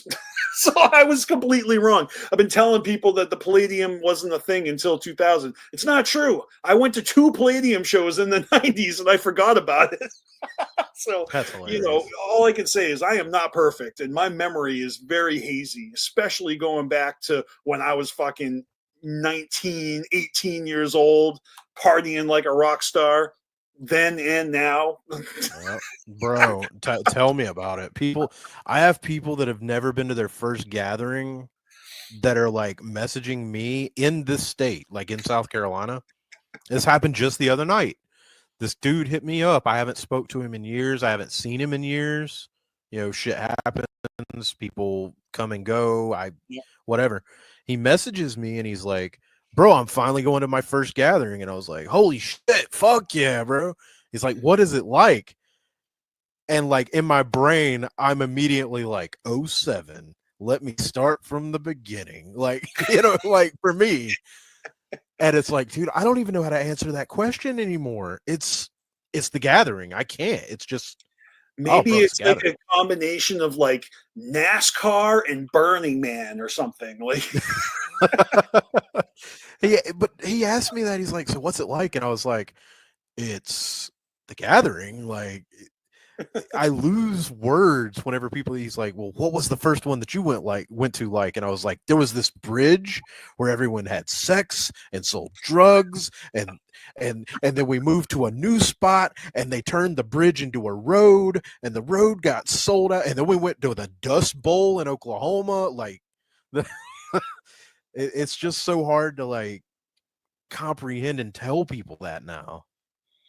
man, I remember uh I remember showing up on the first day of '07, right? Cave and Rock, and you know, driving for like 20 hours straight, no sleep, being exhausted, and then not taking a nap. And so the first whole gathering, the first day of the gathering, basically ended with me crashing out hard and like missing the riders, I think, but whatever. um, but Oh man. I remember Club Chaos was setting up their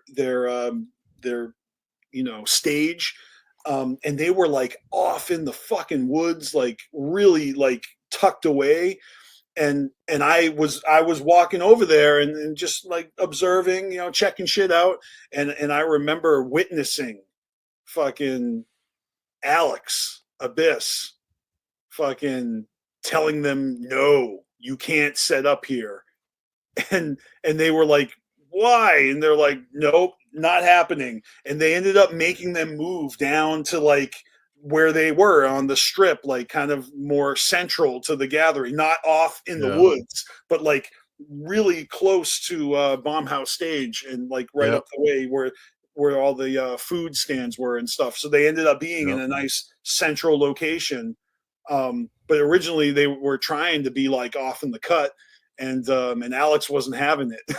So, That's and I funny, and I just bro. accidentally witnessed like that conversation because they were setting up, and he was like, you're not setting up here." Like, That's fucking hilarious, bro.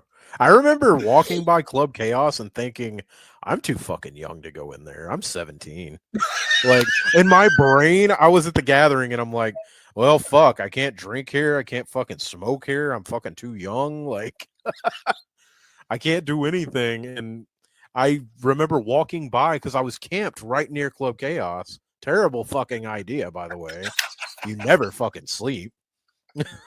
nope. But like I'm just like watching them party or whatever. Like ABK rolls through, he's doing his little fucking bar bullshit, and I'm just like, fuck, I wish I could go in there.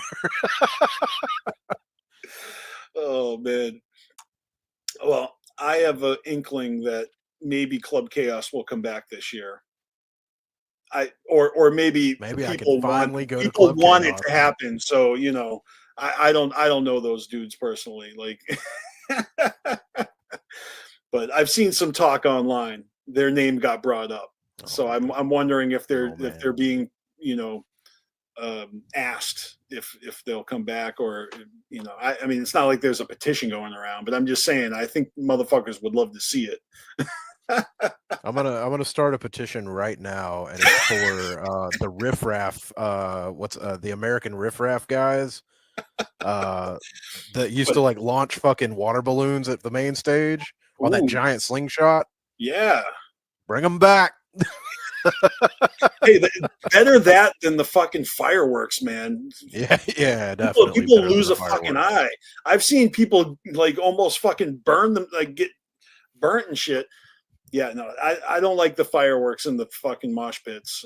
That's a bad Yeah, combination. I'm down with the water balloons. I'm down with the water balloons. Oh, you have to be. You have to be. Man, it's so fucking fresh, man. You know, we're closing in on 2 hours now. Maybe we could wrap this up a little bit. I don't want to monopolize your whole evening, but I just got to tell you, it's so fun to chop it up with you, and I'm thankful that you're back on the show. It's been a lot of fun. I hope people enjoy hearing our stories. Yeah, bro, and I fucking I've said this at the gathering. I keep saying it every time that I get around anybody that's a juggalo, man. I fucking missed you guys. I'm not like the some jugga famous, like I don't even know, but like everybody that's always hit me up, like gave me daps, gave me love, any of that, bro. I fucking missed y'all more than y'all know. I think we know though, because the feeling's mutual. You know, it's been a long, crazy trip. You know, and it's something special about the bonds that have been made. You know, over these years, over these gatherings, over these tours, and then just the shared, you know, media. You know, like we're not all at the same fucking wrestling event, but we're all watching the same fucking YouTube video coverage of whatever it is, and you know, and I love you know, bootlegging, you know, and I'm forever Yeah. gonna be like bootlegging and dumping it up on my BeastMasteR Was Here channel, and I get a cheap thrill out of seeing like which videos blew up and which ones no one gave a fuck about. I'm like, oh shit, Whack got almost as many views as ICP main stage. Way to go, bro! Like, like everyone's watching that. That's awesome. Oh yeah. You know, And little that's things like another that. thing, man. Anybody that's ever fucking like this is super personal. Anybody that has ever fucking liked my fucking photos or more recently like the video reels that I've been doing, man, Hmm. that shit means the world to me because I never set out to like be the best fucking photographer, any of that shit. I never set out to do that. But people are hitting me up and like some of the words that they say, bro, it's like almost brings you to tears. Hell They're yeah. like, this shit is fucking awesome. You're fucking amazing. And it's like, oh my God. I pushed a button on a camera and did like this shit for a minute. Like, and just thank you to everybody that's ever fucking liked my shit, my Instagram, my Facebook, anybody that's ever chopped it up with me at the gathering. I'm terrible with fucking names, but I remember faces. Yeah, So same. 100%. Well, look, I got it right here on the screen. All right. Follow Hanka Media. You know, what links in the fucking description. I'll throw it in the chat. You know, if you guys haven't already, you know, follow the motherfucker. You know, click the button, check it out, show some love. It's good shit though. You're a great photographer. I I, love all the Juggalo photographers, man. Like I'm that's what I'm a mark for, you know, like that and the graphic artists. I love all the fucking talented fucking painters and tattoo artists, and you know, there's so many, too many to mention, but you know, that is what I live for, and you know, I thoroughly enjoy, you know, putting these people like yourself on blast, you know, so other juggalos can discover your shit. You know, it's just paying it forward. Like I do get a kick out of that. So if you guys haven't already checked out Honka Media, you know, don't sleep. It's fucking fresh. for real. I And super appreciate that, and bro. you're a good friend of mine. You know, I've met and have been friendly with a number of Juggalo photographers, but none of them are as down to earth and fucking cool as you, man. For real. I fucking appreciate You've that, always bro. shown me a lot of love, and you know we've known each other for a long time. Some of the Juggalo photographers that I've met over the past, like, you know, say 5, 8 years, I'm not even convinced all of them know who I am because I look too much like Trey Pound, and it's like I've had conversations with some Juggalos where I walk away and then I realize, oh, they thought they were talking to Trey Pound this whole time. Fuck. Bro, I I'm never made shocked. that correlation until you just said that. Now I'm like, holy fuck, he does look like fucking Trey Pound. Dude, it's happened way too many fucking times. Ever since that picture of him with the music symbol and ICP shaved into his head, ever Yeah, since that photo started circulating, I keep hearing it, and I fucking would be willing to bet that he's been hearing it. But bro, that's fucking wild. I never fucking would have said that. And yeah, now and I'm it's like, I can't unsee it. I know, and what happens is I'm chopping it up with someone. It's late, nobody's sober, we're having a great conversation, and then like I see them the next time, and they act like they don't even fucking know me, and I'm like, I think you really thought you had a fucking chill conversation with Trey Pound last year because you don't even know who I am right now. Like, what the fuck is going on?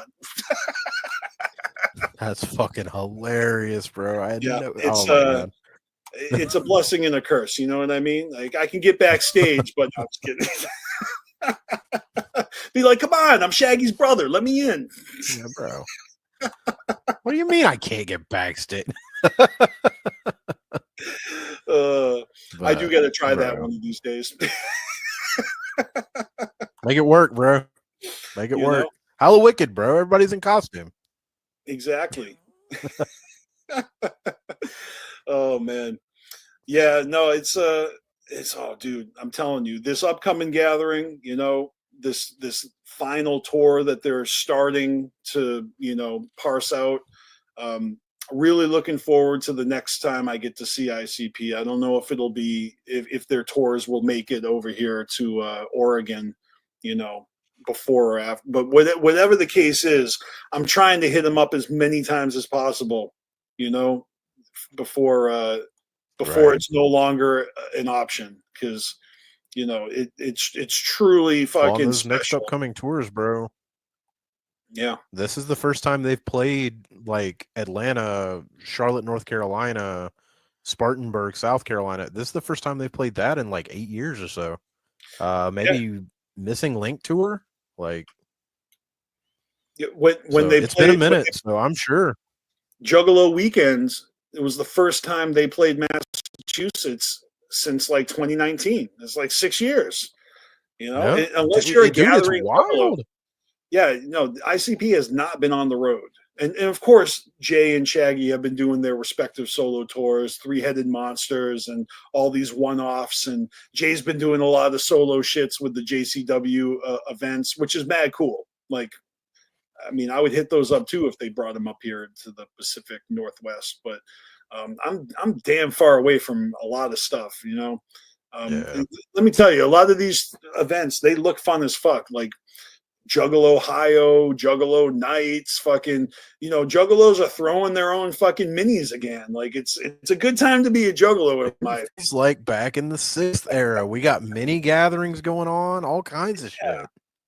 yeah, you know, and like I said, I can't be everywhere and I can't afford everything, but you know, that's one of the reasons why I fucking, you know, post up here on Carnival Spirits and just try to, you know, keep the conversation going, you know what I mean? Cuz it really is just the experiences that last forever, you know. You know, have a house fire, you know, Right. you get fucking robbed, fucking, or you know, I could turn into a Twizzler and sell all my fucking ICP stuff. Like, it's never too late, you know. Never too late. No, it's just fucking exciting, you know. With the second Six Jokers card coming out soon, like Like, I don't know how Allegedly. other people feel about that, but that is exciting to me. Yeah, It's exciting. dude. I always tell people whenever they talk about like the new set, the new Joker's cards or whatever, Yeah. like, bro, they stand the test of time. They're good.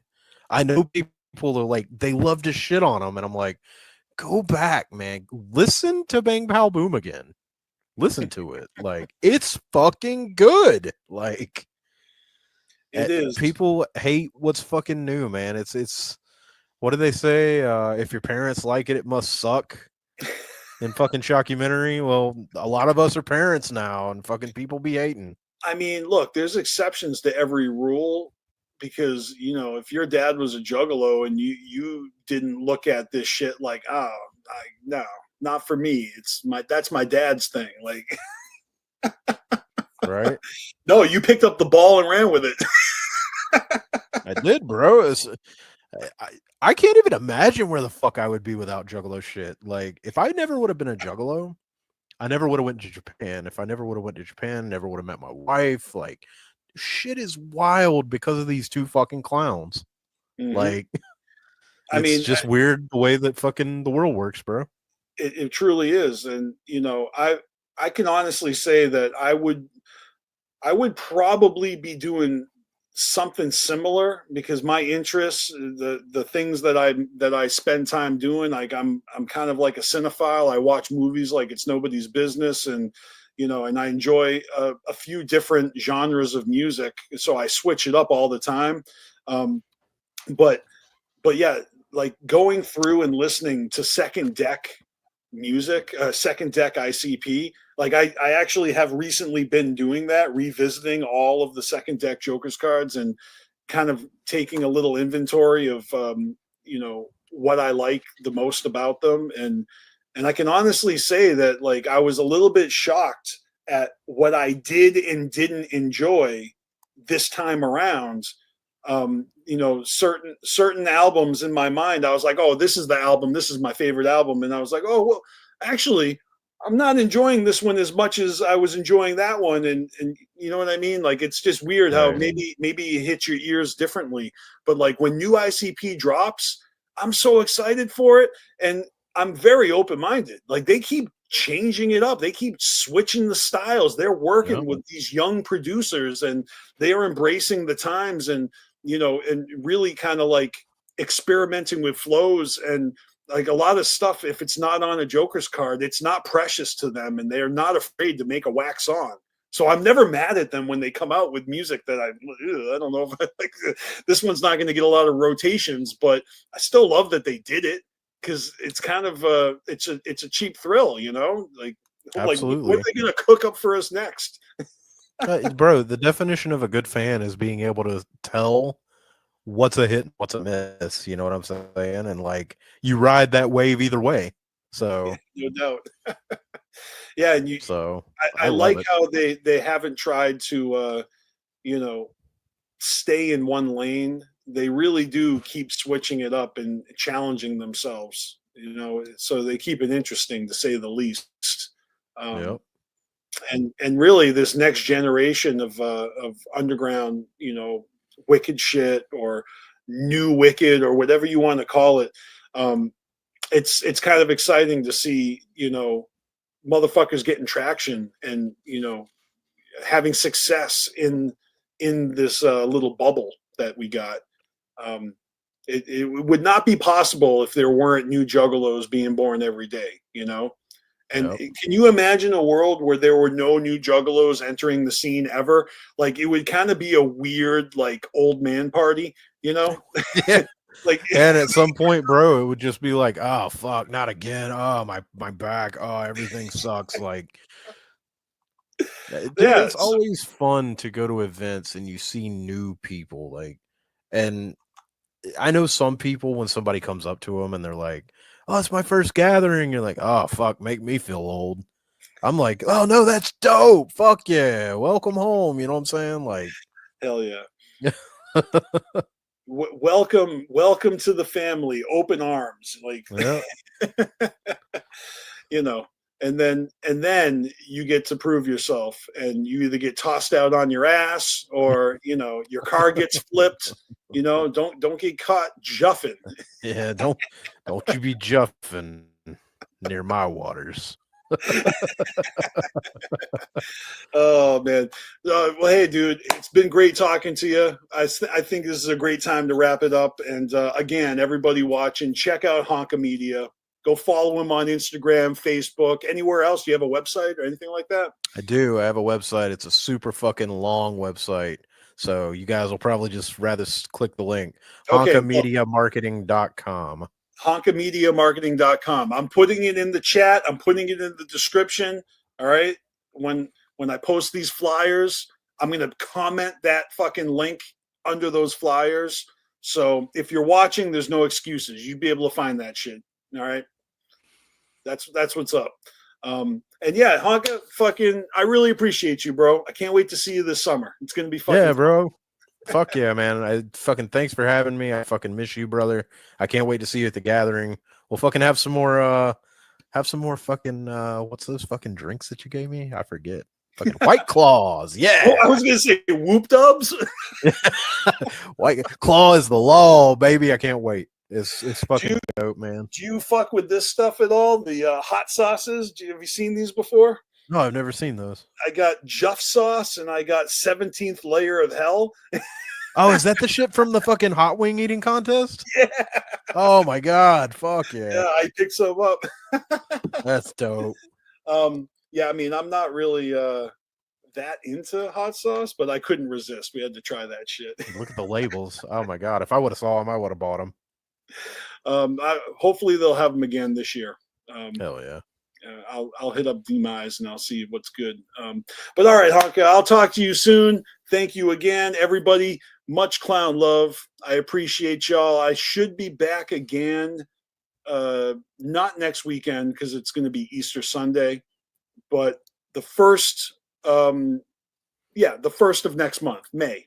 We'll be back in May. All right. So yeah, on that note, always remember to keep it wicked fresh, to steal a page out of the Callie Green's notebook. And always remember to fuck the fuck off, mother.